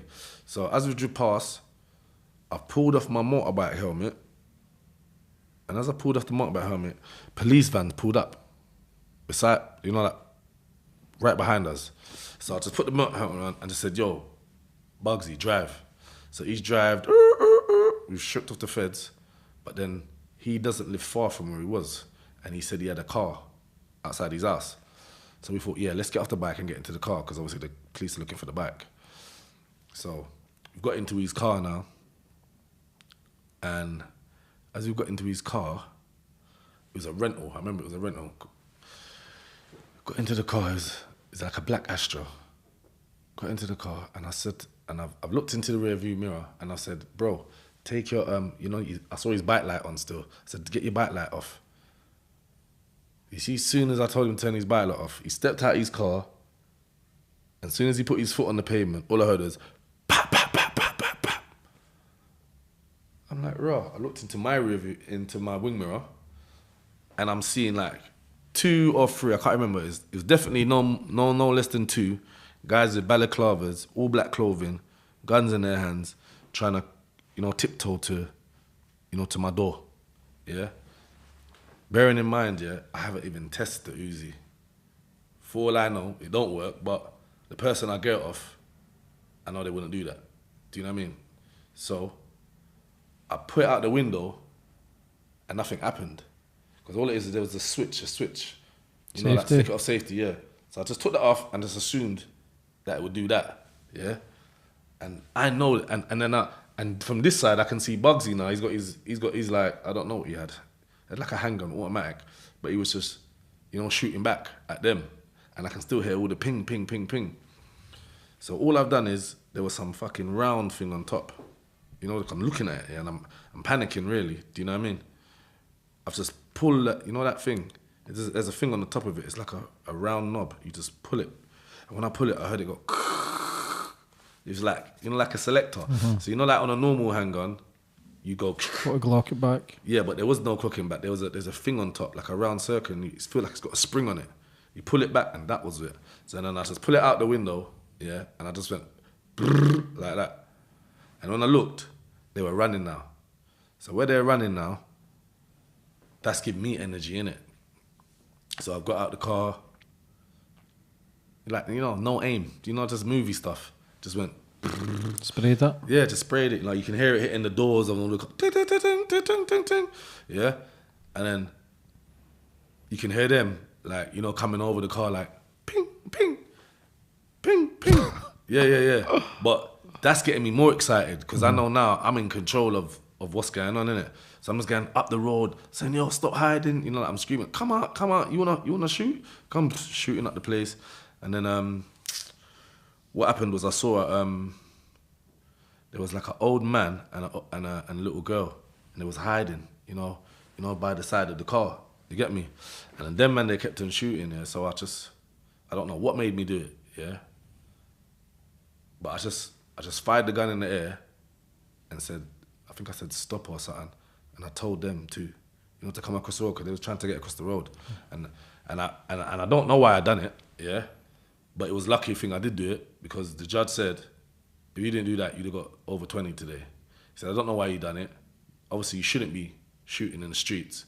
But he said, you cared enough to, you know, put your own life at risk for the old man and the little girl, yeah? But the prosecutor weren't having it. He was saying, nah, the reason he done this is because he does this every day. Do you know what I mean? Like, he's a professional, but the judge didn't take what he said in consideration because he knew a professional gunman and just a guy acting reckless on the street is two different things.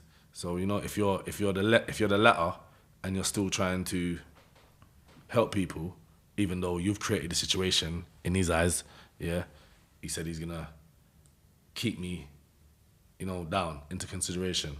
So, yeah, that happened. And then while that happened, the guys ran off, basically. You know, like they took it as an opportunity to cut out. And obviously now, I'm pumped up.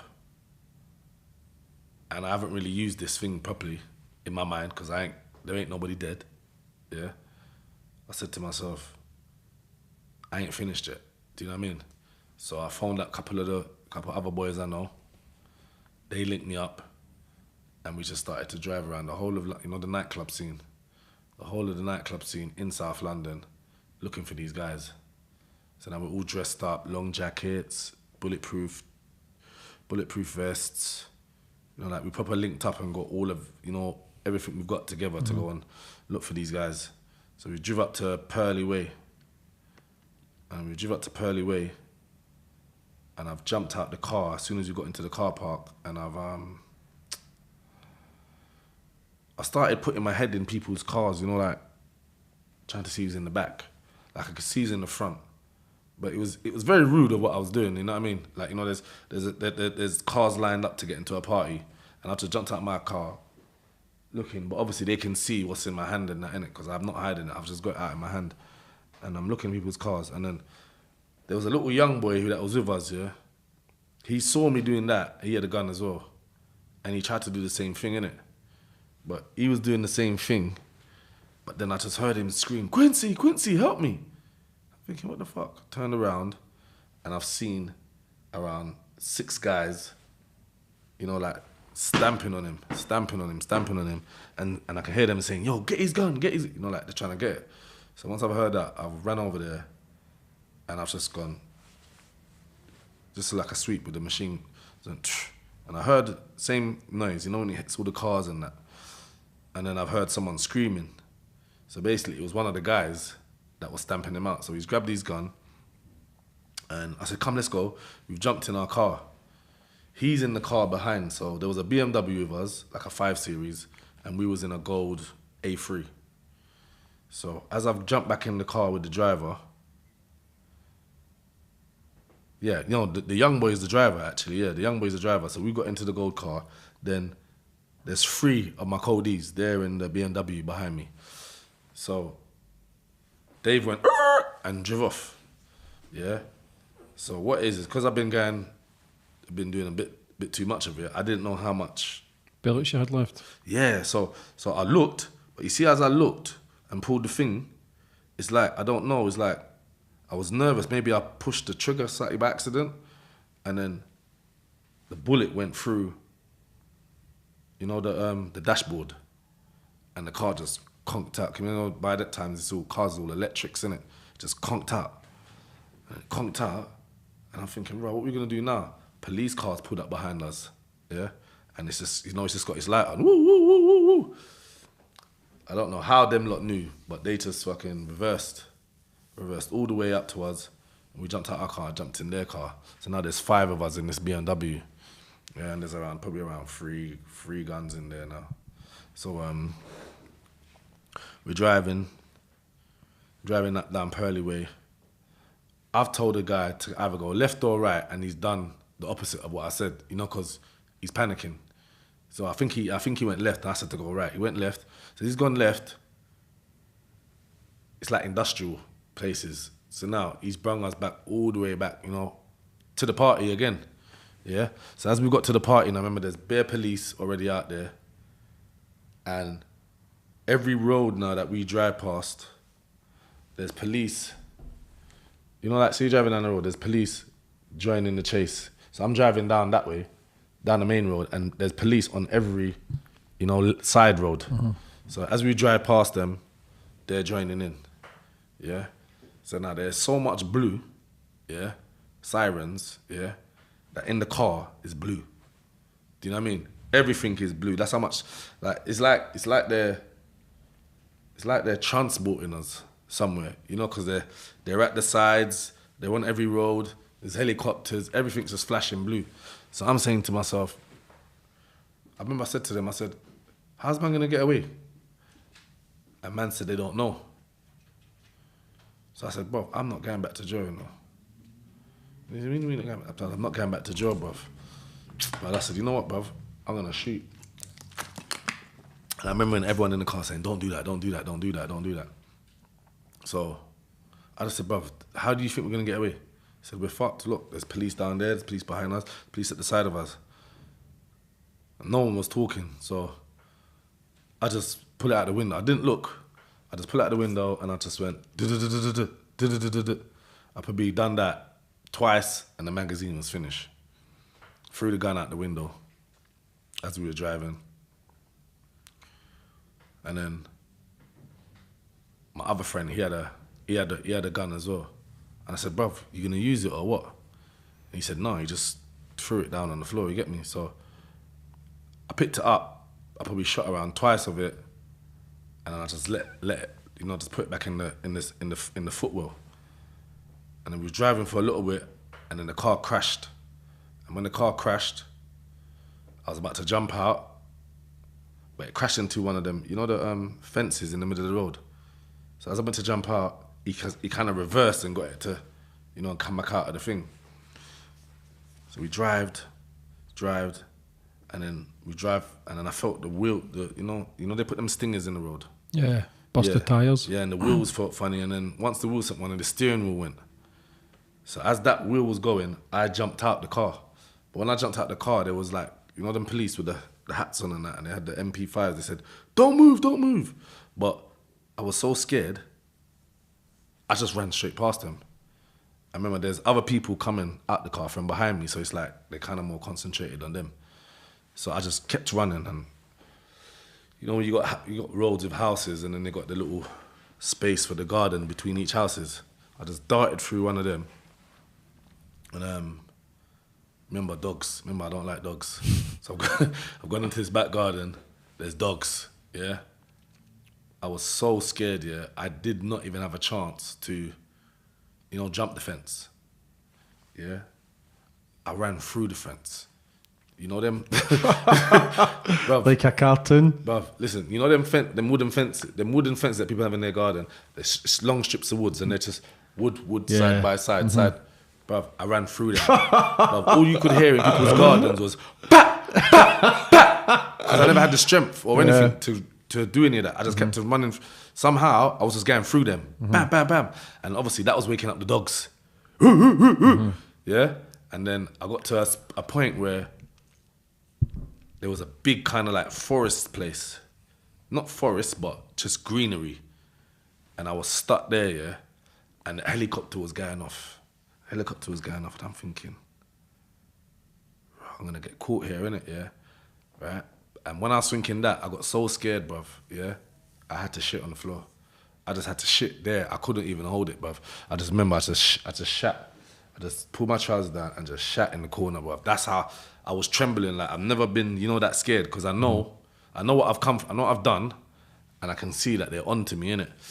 But in the when the helicopter was going round, yeah, there was a long tree, yeah, and I knew I couldn't make it all the way to the other side without that thing getting me. So and not even just that. You see, I'm so scared. My legs are only taking me so far. Like jelly. Yeah, like I can only get so far. So like I'd like to run, but my body is trembling so much I can't. So what I done is I hid under the tree. For what? It was a big oak tree, but it was just like positioned so it weren't fully on the floor. Some of it was still up. So I stood under there, and while it was going round for a while, I just stayed lying down. And then when it got, just past me, I ran. And just kind of like ran behind it, and then just kept on running until I ran from Fort Eve to Crystal Palace. Got in a cab and went straight back to that girl's house. Chilled out, and then nearly everybody in that car got away except for one person. His leg got trapped, as he was trying to jump out the thingy bob. So they started phoning me. I was on the run for around, 8 days. This is like the worstest days of my life, you get me? Because I knew I couldn't turn on the phone to make money, because I knew the feds had the numbers, because they already arrested my friend. You know what I mean? So, and then obviously I throwed the gun out. Fingerprints. I've got no gun. But the funniest thing is, the gun ended up back in the car. When I got arrested. I threw it out the window, but then when I got arrested, it was in the footwell. Don't know how that happened, but that's a whole nother story. Yeah. So my prints ended up in the Uzi in the footwell with my prints on it. Yeah. When you threw it out the first time, did it have prints? Do you know what? More than likely. Yeah. More than likely. You know what I mean? I wasn't. So when I never had gloves on so or see when they nothing. caught you again, they put that in your possession. Yeah. So basically, what they've done is they've connected me to the car by saying, we saw you in this car 3 months ago, because they found a receipt in the car, and that car was used to get petrol in Camden. So they can say that they've tied me to the car already, but what they want to do is tie the gun to the car And blame you. and say it was me. Because Obviously, you might have had if it's the out pull window- to get somebody else to take the blame, maybe. Yeah, I could have done all of that, innit? But what it was is, yeah, when they gave me my 14 years, and based on, remember that story I told you where he would have gave me more than 20? Yeah. He said, if they said in my appeal, if I come back to court, they're going to start my sentence again, because they think, yeah, that I got off lightly, even though I got 14 and my Cody's got 10 and 6 years. That is likely though if you're shooting at the No, coppers. 100%. Do you know what I mean? That's a life 100%. sentence. That's a Yeah, 20 100%. rec, 25 rec. And the thing about it is, you see, because I had the robberies, in the past, they tried to do a thing called, what was it, 3 strikes and out or 2 strikes and out, because violent American offender. style, yeah. Yeah, but I had to prove, remember before when I was telling you that there was no violence involved in the robberies, but they termed it steaming so they could get us into Crown Court to give us more sentence. So what they done is they tried to say, yeah, this guy's gonna get a life sentence today. Cause I know my criminal career and my past, I knew I hadn't touched no one in none of them robberies.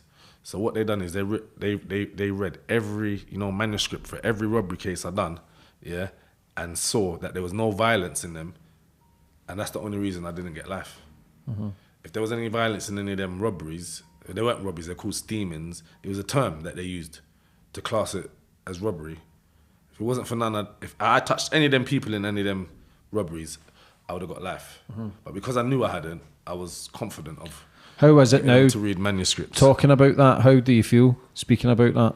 About the shootings and shooting out the window with not looking, especially after taking the old man, the girl across the road, potentially you shooting out the window, you could have hit someone. How do you feel that you never hit anybody? I feel relieved that I didn't hit no Yeah. one. And not just because of it would have stopped me from getting life and changed all my family's life out here, but I didn't plan to kill no police. Like, the only people that I was trying to hurt was the people that were trying to hurt me. Like, I know, and I definitely know that's what I was trying to do. The police just kind of got caught up in my madness.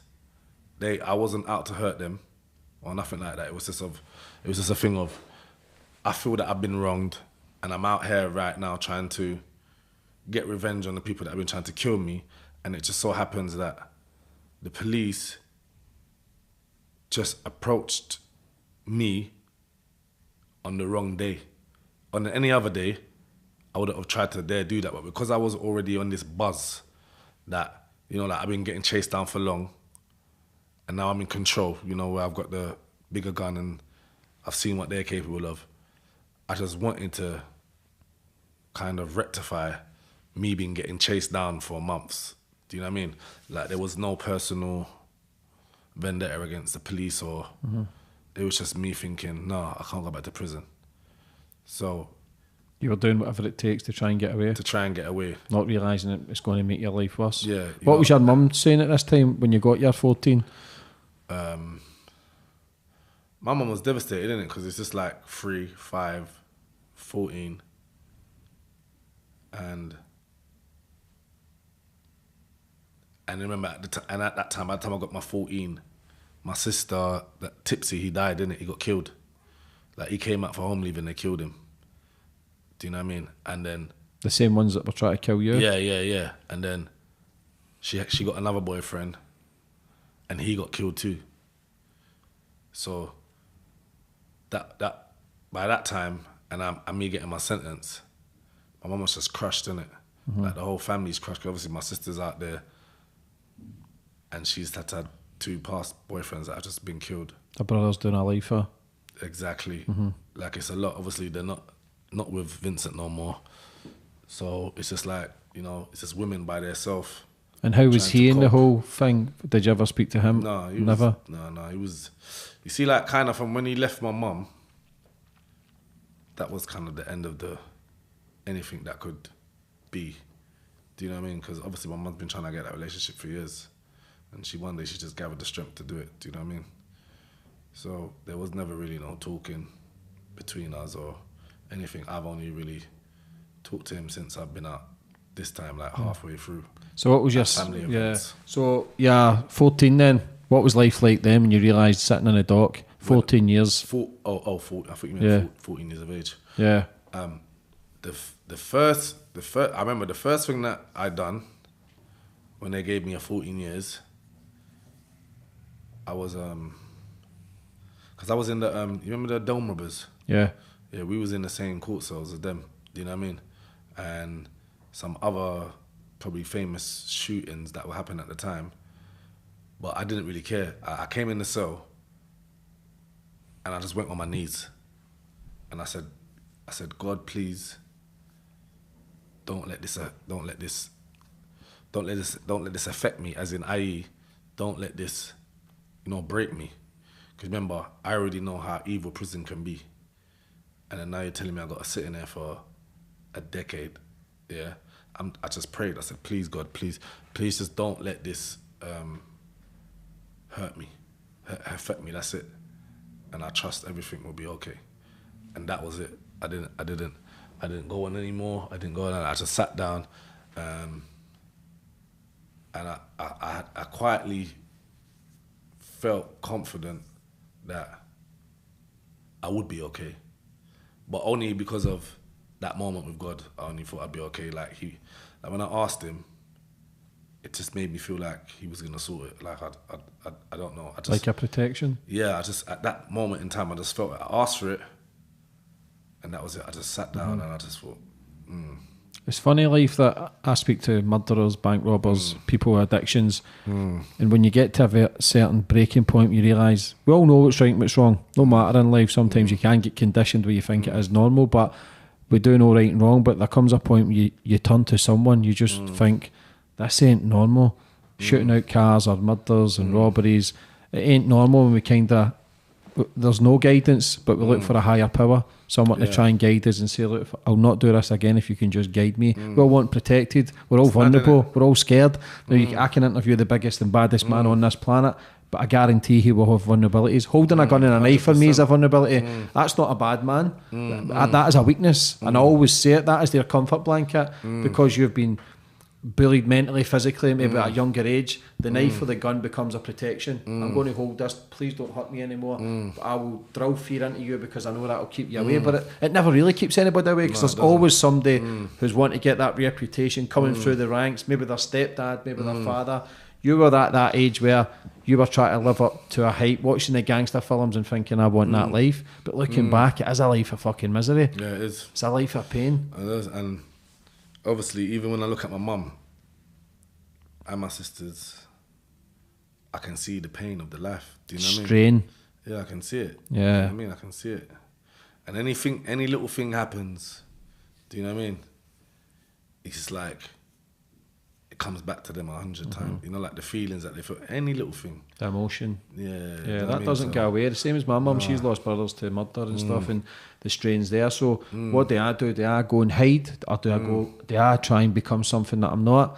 What I do is take the fucking reins. What I do is make a life that we're all happy, get our freedom, create a life that give me power, and or my mum can go to her work and people go, your son's doing amazing. Yeah. That shit there you cannot buy. No jewellery, no car, no holiday, nothing but that their self-worth, that your son's doing great after all the misery that he's probably caused you and other family members have caused you. Do you know what? I know what I've done wrong, but here it is. I'm going to show you that fucking how much a amazing man I can be, and you always believed in it. That's powerful. Yeah, and I believe that for me that's a bad man. For me, somebody that can take the reins and quit addictions and quit bullshitting himself, that's a tough bastard. Do you know what I mean? Because there comes a stage in your 20s, maybe not your 20s, but maybe your 30s, when you start to realise, I'm in control. It's me that's making these decisions to fuck up, to bring the strain to your sister's face, to your mum's face.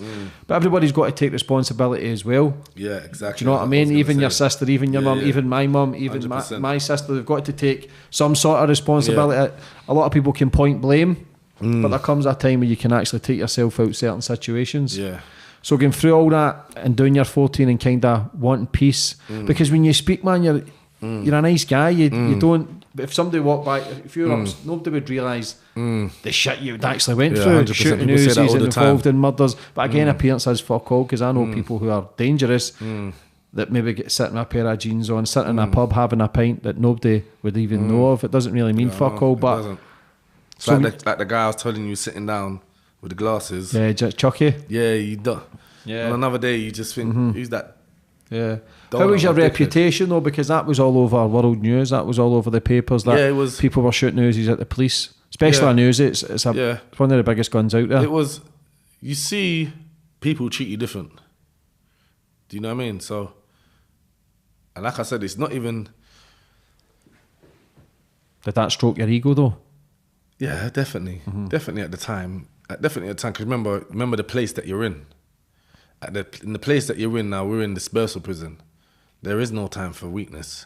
So if something like that is part of your aura that gets you through, you can't really knock it in that place. Do you know what I mean? Because no one don't want to hear anything about softy. Everyone just, if you're not tough, you're not hard, you'll be a victim in them places. It's that simple. Do you know what I mean? And like I said, I've been used to being that way because of prison and of being controlled. I know how it feels to be controlled, how to rebel against being controlled.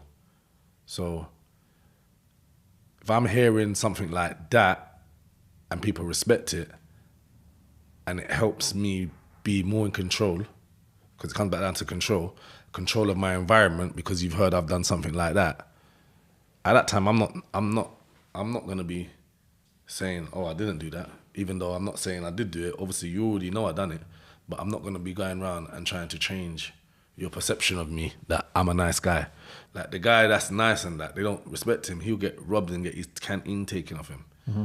Do you know what I mean? So you were in Cat A? Yeah, I was in Cat A. I was a Cat A for probably around 7 years. Mm-hmm. So what happened to me was when I went to prison the first time, I went to a place called, no, I remember I told you I went to Ellsbury, but I met this guy Sinbad, and bearing in mind, yeah, I have been abandoned, when I was younger, yeah? So, if you're abandoned when you're younger, you're always looking for something to connect to, innit? Something to be a part of, yeah? So, people used to bully him, yeah? And I've really never, ever liked bullies and that. Do you know what I mean? I've always standing up for the people because I can. Do you know what I mean? So what it was is, so I started to hang around with him so people didn't bother him. But then when he done that, when I was doing that, he started to introduce me to something called Islam. Yeah? So he's doing that now. So obviously for them few years to, I was say around 17. So I was like one of the first people, black boys in the prison system to become Muslim, yeah? 'Cause when I became it, no one else wasn't. Yeah, no one else wasn't Muslim. It wasn't cool to be Muslim. What was people saying to you doing that? What are you doing that for, man? It's think you're a weirdo and yeah, stuff. it's not even your religion. You're just, I don't know why you're following the Asian man for da. And then obviously, because I'm hard-headed, I started to be, because obviously when you go to the mosque and that, and remember there are things about love and that, like proper Muslims, not these other, there's through prison I've found out there's been two types of people. There's people that are really Muslims and then there's people that claim to be Muslims. Yeah, and there's people that are Muslims, but obviously they struggle with certain things. So there's three types. Maybe still drinking, smoking, stuff like that. Yeah. So, but they still pray 5 times a day. They still try, and at the end of the day, that's the most you can do, isn't it? Especially if you, like you said, you know it's wrong or right. Yeah. You can only try, innit? Mm-hmm. Yeah. So. Us human. Yeah. We make mistakes. All the time. Yeah. So, because of when I'm going to the mosque and it's all love, at this, and the wrong people are not involved in Islam at this stage in prison, yeah? It's just if you are really a Muslim. Do you know what I mean? Like your family and stuff like that, you've been born into, because it's more probably just Asian people in the mosque, yeah? But when I come there and, the amount of love they're showing you in that, yeah? That makes you feel loved. Is that the first you'd ever felt that properly? Yeah, really. Do you know what I mean? Because even the friends I grew up with, the guys on the street, they didn't love me. Do you know what I mean? They didn't love me at all. Yeah, they used you. Yeah, they didn't love me at all. I see it through the work. You know what I mean? Like the man that I grew up in Brixton and they call in gang and all that, they weren't my friends. Do you know what I mean? And that's why now I have no problem with not even dealing with them. I don't have no problem about it at all, because I done 10 nearly 15, around 15 years in prison. No visits. So I don't really care. Do you know what I'm saying? It's not a problem for me. Do you know what I mean? But like I said, when I was going to the mosque, the amount of the love felt genuine. And it was. I know it was. Do you know what I mean? But now, because of that now I feel like, yeah, that's my family, I have now become a protector of our setup. Do you get what I'm saying? Because now this is my thing, innit?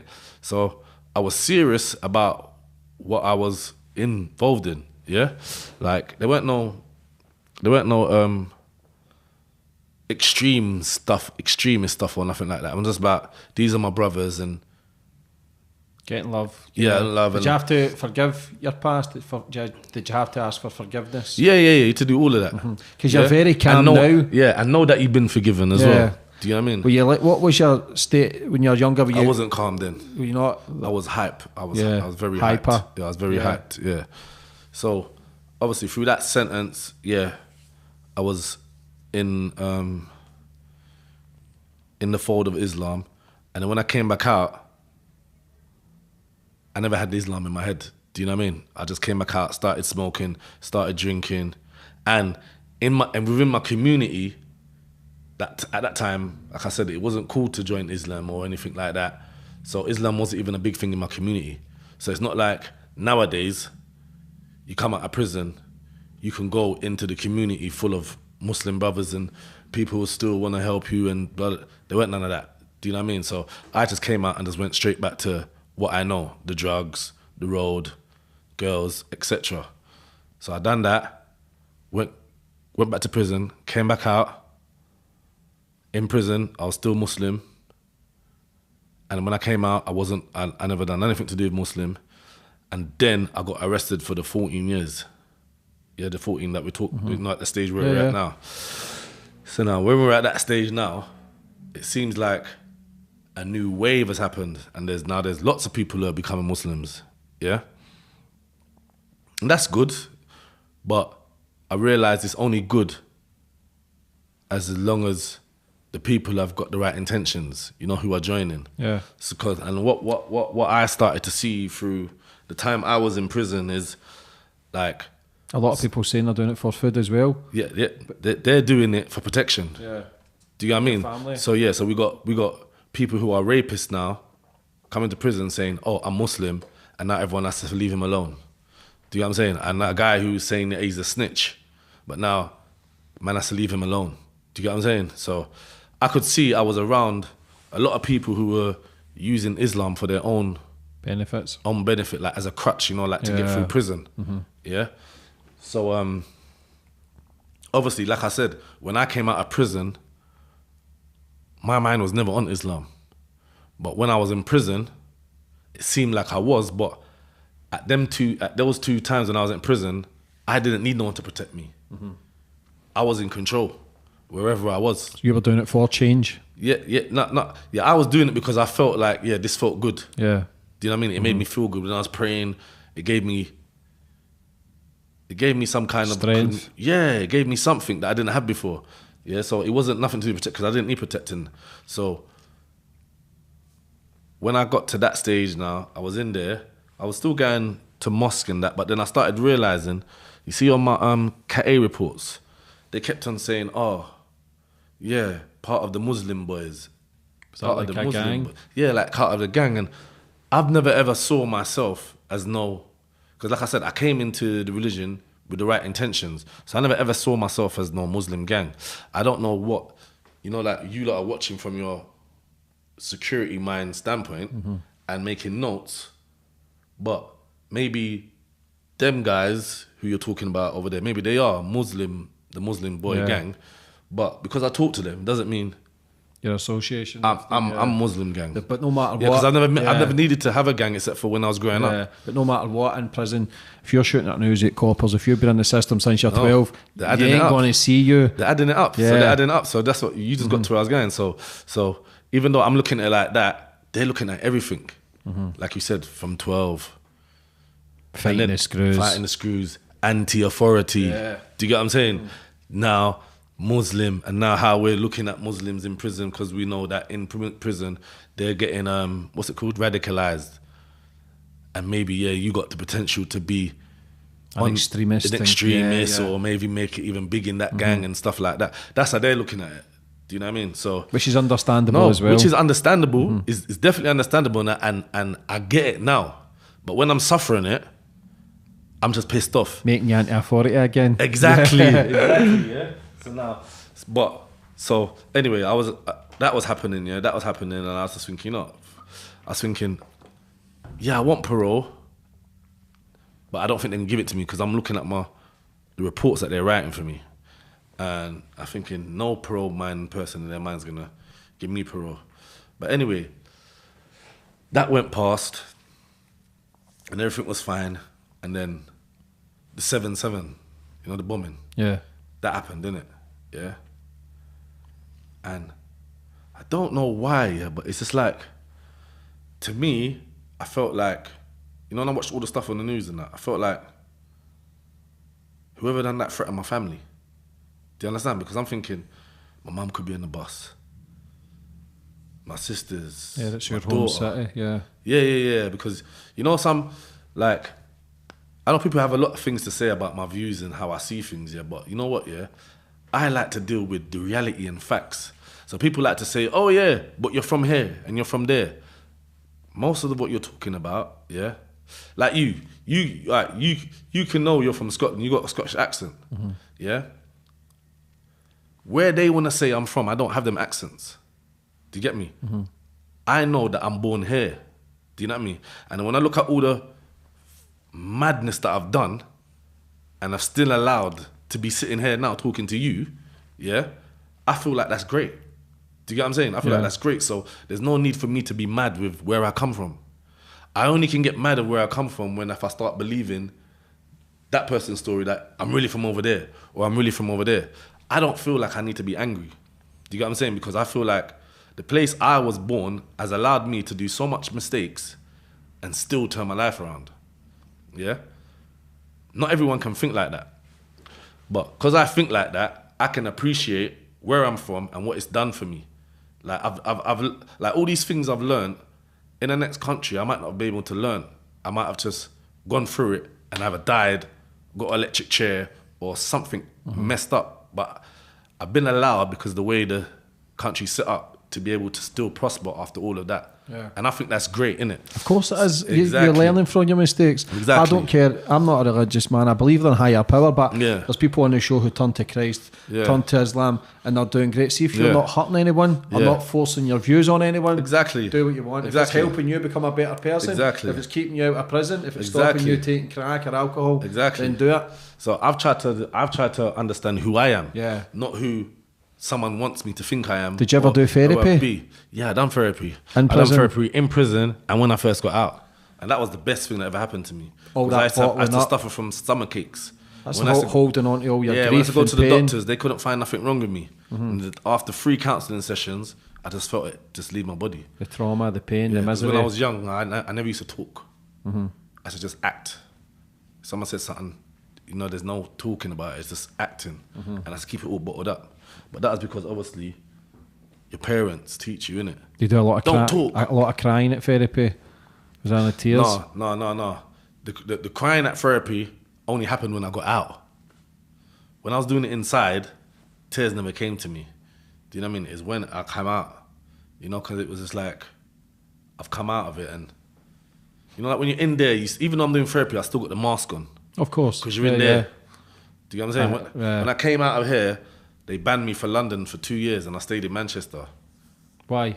Because of the gun thing? The Uzi? Because before I come out, they had Osman warnings on my life. Like I was in a DCAT and I was working in a place called the Galleries of Justice. And when I was working in there, there's a museum in Nottingham. They said that there were threats on my life. Yeah?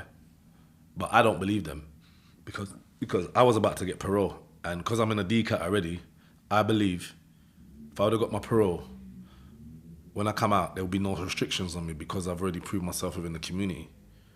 Do you get what I'm saying? So what they done is, they said there's been threats to my life and they took me out DCAT and put me back in the CCAT, yeah? And then when my parole came up, they still said, obviously, he's in CCAT, innit? So he ain't been proven in the community. So my parole got knocked back. And if you give an Osman warning, they're supposed to come and tell you, you know, X, Yeah, Y, you got Z. to sign it as well. Up to now, I ain't signed nothing and they ain't spoke to me. They just told the prison that, and the prison moved me out the prison and put me back. So I don't even believe Just an there excuse was to any take threat. it back. Yeah, just an excuse to take it Yeah. back because I was about to go to university as well. And do what? Something and tourism. What goes with tourism? Travel? Travel and tourism. Like the person that I used to work for in the National Guard of Justice, he was like the head on the board of the Nottingham thingy, but when he got me a place in there. And then it was like 2 weeks until I start college. So if I would have had that, and I'm in a DCAT and I'm going university, I'm getting parole. Yeah, because you're then, doing good. And then you can't tell me about, oh, I need to do this and do that, because I've already proved it already that I'm all right. That's how I'm in the DCAT. Yeah. And they didn't want that, so. So the last 9 years you're out, free man, living life. You've worked on yourself mentally. Yeah. How have you been the last 9 years adapting to society again? Well, like I said, the first 2 years was hard, but it was the best thing. Because, like you said before, when you go into certain situations and there's no expectation of you, as in the reputation or anything, you can actually grow. And I found when I was in Manchester, I kind of grew. Because all the thoughts that I had inside myself in prison, when I came out, I was allowed to get stronger in my thoughts that I could achieve them. Like every time I've been in prison before, you could have good intentions and good thoughts in your brain, but when you come back out and go straight back into that pot, they all get wiped out of your brain. You kind of go with what is going on now. And when I came to Manchester, all the scripts and all the books and all the literature and the songs I wrote, when I'm up there and I got no one to really see, even though my family was there, but there was on the other side of Manchester where I was in Newton Heath. You go back into that side and start, going in your books and reading things, and you start making phone calls and telling people your ideas, and then there's a meeting, and then it's like, yeah, that stuff that you believed in at the time, you can really make it happen, and you can start seeing results. Where if I would have went straight to London, I wouldn't have went in my bags. All I would have done is probably linked someone and kind of got caught up in what they were doing, because it would have seemed like what they're doing is more important, because right now nothing ain't going on for me. Do you know what I mean? So where I sat down with my work, and then obviously the probation was helping me. I was telling her things that I wrote and then they're telling me to go over there, telling me to go and meet that person. And then one time I even went to the university down Manchester and just told them about my life. Once I done that, they paid me for it. Yeah. And they said, yeah, they want to see me again. So I done a few of them. And then after that, they said that probation officers want to hear my story. So I went to new probation officers, before they joined probation, told them my story. I see a couple of them crying and stuff like that. And then they sent me to some place in Manchester where the gun police are, to give them my story. And you see when I went in there. You see when I went in there, yeah. Were you nervous? Bro, I've never been so scared in my life. Like I was sitting down in this hall, like it was like a court already, the way the court halls are. Yeah. And they said, they said, yeah, just sit there. And my probation officer, just sit there. I was sitting there and I was thinking, raw. And then they brought me through this door, bruv. Forget mean mugs in the ghetto, bruv. You see when these guys are looking at me, yo, bro. You could feel it. I could feel it. Yeah. Because they take it personal when you've done something like that. Of course, it's a family, innit? Yeah, exactly. They take it serious. So when I walked in there, I was like, this is the most nervous I've ever. Cause remember before when I'm giving the university, I was thinking, yeah, man, this is. I can easy. Do this. Yeah, this is. It's my life, innit? I just spin it off. Yeah. You get me? Then when I went in that room, and it was a small room as well, it's right, no bigger than this. And there was just like 3 chairs. Some of them didn't want to sit down. Some of them were just arms folded at the back. Yeah. They were just looking at me, and then obviously I just started. Bruv, when I finished, they all went and they shook my hand, yeah. And that day I cried. That day I cried, not in front of them. Like I sat down and the finger with them and thought, wow, imagine that. Yeah, I'm doing something with my life. Yeah, and that's the power. That's the power of life, and couldn't believe it. Making changes and making progress and learning from your mistakes. And I say it all the time, but I've never told no one that, by the way. You know that. But you can learn, mate. That's powerful though. To being the bad man, shooting Uzis, drugs, losing family members and friends to murder, suicide, overdose, all the usual suspects in that life. To then speaking in front of the screws and getting a round of applause. No, armed police. Yeah. Armed police. Do you know what I mean? Yeah, what are they called again? I forgot what they called. Armed response? Yeah, no, they had a name. Excalibur. That's what they call that Manchester, Excalibur. But they can learn from you as well. No, 100%, You know what I mean? 100%. And we grew up in an environment. I was grew up to fucking hate the police, Yeah. hate them. Snitches get put in ditches mentality, hate them. And again, who's the first people if someone goes missing or your kids or the house gets broken into? Police you phone. They are doing their job. Do you know what I mean? And if you're in a life of crime, you fucking hate them because they can put you away. Exactly. And rightly In a so. second, yeah. Like, I think out of everything I've done, that was the most bravest thing I've ever done in my life. Did that kick you on? It took. After that, they started bringing me to the town hall and that to help with, with youth preventions, and obviously I was doing that, and then obviously I just moved back to London because I realised that what I needed to do, I can't really do up here. How did you get accepted coming back to London? Was your life still in danger, or trying to change your life is difficult as well, isn't it? Because your conscience kicks into play all the bad shit that you've done. Yeah, forget about what could be. It's that stuff you're talking about. Yeah. That's what holds you back. Do you know what I mean? But in my community, I've never grown up fearful because of my stepdad. You know, like in that surrounding. Like I could go somewhere else and be fearful. Do you know what I mean? And get the adrenaline rush. But in that area there, I've never ever felt like I've needed to be scared. You know, because I've obviously had the protection from him and then obviously the protection of who people think I am. Has anybody ever tried to take him out before? Yeah, of course. Yeah. Of course. But This is a scary thing. If we've got the baddest man on the street or the city, you do bad shit because you think you're always untouchable. But as soon as the head of the snake gets cut, it always comes top for you. Always. And I've seen that happen many times. Yeah, definitely. So when I came back, and then obviously, you know, when I come back, and obviously I'm just walking the streets, innit, at this time, innit? Like, I haven't got a driving license. Do you know what I mean? So I'm just walking, and obviously every car that goes past. Do you know what I mean? And then when you're seeing people, they're saying, what's that little saying that used to get me paranoid all the time?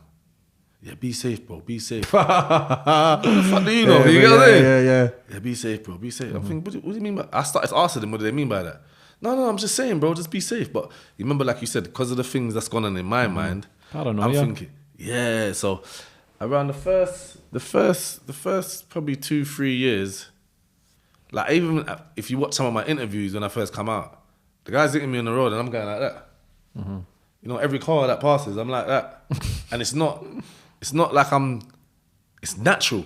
Yeah. Do you know what I mean? I'm just looking like that. You can just see me like, I'm interviewing, answering the questions, but just looking around because what I've been led to believe, even though like I didn't get the husband warning, and obviously a couple of my friends have died, should I be out here? But I'm thinking to myself, I'm not gonna go and hide in Manchester and not become all I can be, because I knew I had plans. And then as soon as I started to apply myself, I saw things changing, and that just gave me more confidence. And then the more I started to change people's perception of me, the more my life started to feel better and start to get easier. Where before, people were wary of even standing next to me. They don't believe you either, though. Yeah, I know. You're changing. I know. But when you're going through a change, you feel as if you're trying to tell everybody that you've changed. I've changed, but then there comes a point you go, you know what? Fuck everybody else. Actions speak louder than words. This is what I'm doing. We don't know what's round the corner, brother. We don't know what's. No one does. We don't know. It's about. Do you know what? I'm not going to live in fear. And you'll tend to see. That's when you become a tough man. Is when your fear goes. Not when you're holding a gun or shooting a news out a window and not looking, taking a shot. That's when you are scared, actually. When you're shooting. That's when you're most vulnerable. And people think that's when you're at your baddest. But the toughest one is the one who can learn from the mistakes, who can understand, I don't need this life. That sicky feeling you've had in your belly for 30 odd years. And then it goes. Because you're not holding on to that anxiety, that pain, that you're not good enough anymore. But everybody's got goodness in them, greatness in them. 100%. Do you know what I mean? So, plans for the future, my brother? Well, like I said, basically, when I came out, I had all these dreams and that. So, what I done is, I started to make music, but I felt like I had like, you know, people I know from the community, you know, like in music videos and that with me. And I just thought to myself, because I know my community well, I know some of these people have got more to offer than just standing up in music videos, innit? You You know, because I know their characters and that. It doesn't matter if they got money or they're broke. They got this, you know, star quality about them. So I said to myself, what I'm going to do is I'm going to sit back, do some writing, and I designed the drama series. And none of these people in the drama series are actors. All raw talent. They're all just people that I know you. I remember how when you was young, you used to be funny or used to be, do you know what I mean? You got away with words and I just put them all in the drama series, and they wanted to keep their names, yeah, you know, so for their little Instagram and their socials. Yeah, so we done all of that, kept their names, and I kept the script loose because I didn't want to say this and just say it the way I want you to say it. I want you to put your personality on it. So I kept it. I'll give you the guidelines. I'm trying to get from A to B to C, but I need you to say this, but just say it in the way you want to say it, or say it in your style, or put your personality on it. And then we just finished the 3rd season, and I'm finishing the 4th season right now. Yeah. Where can people watch this? On Sky, channel 186. That's brilliant, Younger man. TV, yeah, they just pull it on. So the 5th episode in from the 1st series, it's on Younger TV. And if you don't know what Younger TV is, you can just go to, I got a page called Real Life TV UK. The link's in the bio, so you can just go straight through either to the YouTube, or you can just watch it on Sky. What about your own social media for people who want to get in contact? Mine's official _ Quincey _ Thwaites. Yeah. And that's I control both of those. I follow the Real Life TV UK and Quincy Paxman. And not Quincy Paxman, that's what I used to be called. How's that? Yeah, when I was doing interviews. How's that? Your aliases? Yeah. So Quincy official _ Quincy _ Thwaites. Yeah, that's just like my name. What about Twitter, Instagram? Have you got any of that stuff? That is Instagram. Yeah, so that's Instagram. Yeah, that's Instagram. Yeah, Twitter is Cosmo Medici, but that is I don't want to confuse anyone with all the names. Just go to Quincy official _ Quincy Thwaites on Instagram, and everything's there. Everything's there. Got to touch on my man Yami, because it was Yami that set up this interview. That's Uncle. That's big Uncle there. Absolutely love Yami. Yami's done over 40 years in the jail, come out, changed his life, and you wouldn't even think it. We speak near enough every day. Me and Yami love him to bits. Yeah. We're actually going to make a documentary, and he's getting involved. I just think he told me. His He's looking story, forward to it. his story's he's amazing, phenomenal, man. He's just a great big bubbly person that likes that a fucking room, and then you understand his own story and his own struggles, what he went through as a kid to still keep fighting. And it's good that we're getting the platform now that people can get the story and understand, wait a minute, he was shooting a gun, why would somebody want to speak to him? But then you understand, wait a minute, well, you were abandoned at 12, you were in homes, you were sleeping homeless, you needed to find other people to accept you, so you've done bad things because what accepts us into a gang. And now look what you're doing now is phenomenal, brother. So I'm going to shake your hand for that, man. I think what you're doing is unbelievable. From the character that you are to the man that you are now is total night and day, and it's beautiful. For anybody that's watching and thinks they want to be a bad man, they think it's their life, maybe their dad's a bad man or their uncle's, and they think, okay, I want to be that, because they see the girls just now, they see a bit of money, maybe see the Jeeps or the convertibles, the Rolexes, but we both know it doesn't mean fuck all. Eventually gets took off them in time. And for anybody watching, what advice would you give for them? The government or the kids? Kids. The kids. Like, you see, if you have a dream, and you know, there might be a group of you've got a dream. You see, if your friends don't want to support you in your dream, I feel like you should find new friends, because you see, for someone to have a dream, it's not easy in the communities we live in. Sometimes you can seem like you're weird, you know, by having a dream and that. But you see, if you don't be strong and go for your dream, the way everything's set up right now, you could just end up being a victim. And that's a victim of prison, victim of death or mental health. Do you know what I mean? Because like I said, my dad's got mental health now. So if you got a dream, because I don't want to say, you know, what's wrong and right, or don't do this, don't do that. I just say, if you got a dream and your friends ain't supporting you, If you have to be by yourself to fulfill the dream, do it, because it'll be worth it at the end of the day. The other side is not worth it. So if you got a dream, just focus on it. Find a way to be strong to fulfill it, and don't follow friends. Yeah, if you've got a dream, you've got to protect it, man. Yeah, Do you man, know what it's I mean? everything. Yeah. How's your relationship? You still go and see your dad? Yeah, he's in prison at the moment. Yeah, he says that. How long's he been in for now? A few years. Yeah, so. Do you know what I mean? Yeah, I think what you're doing, brother, is unbelievable. And going forward for the future, I can't wait to see what you do. But Yeah. Quincy, it's been an absolute pleasure, brother. Nice one. God bless. Thank you.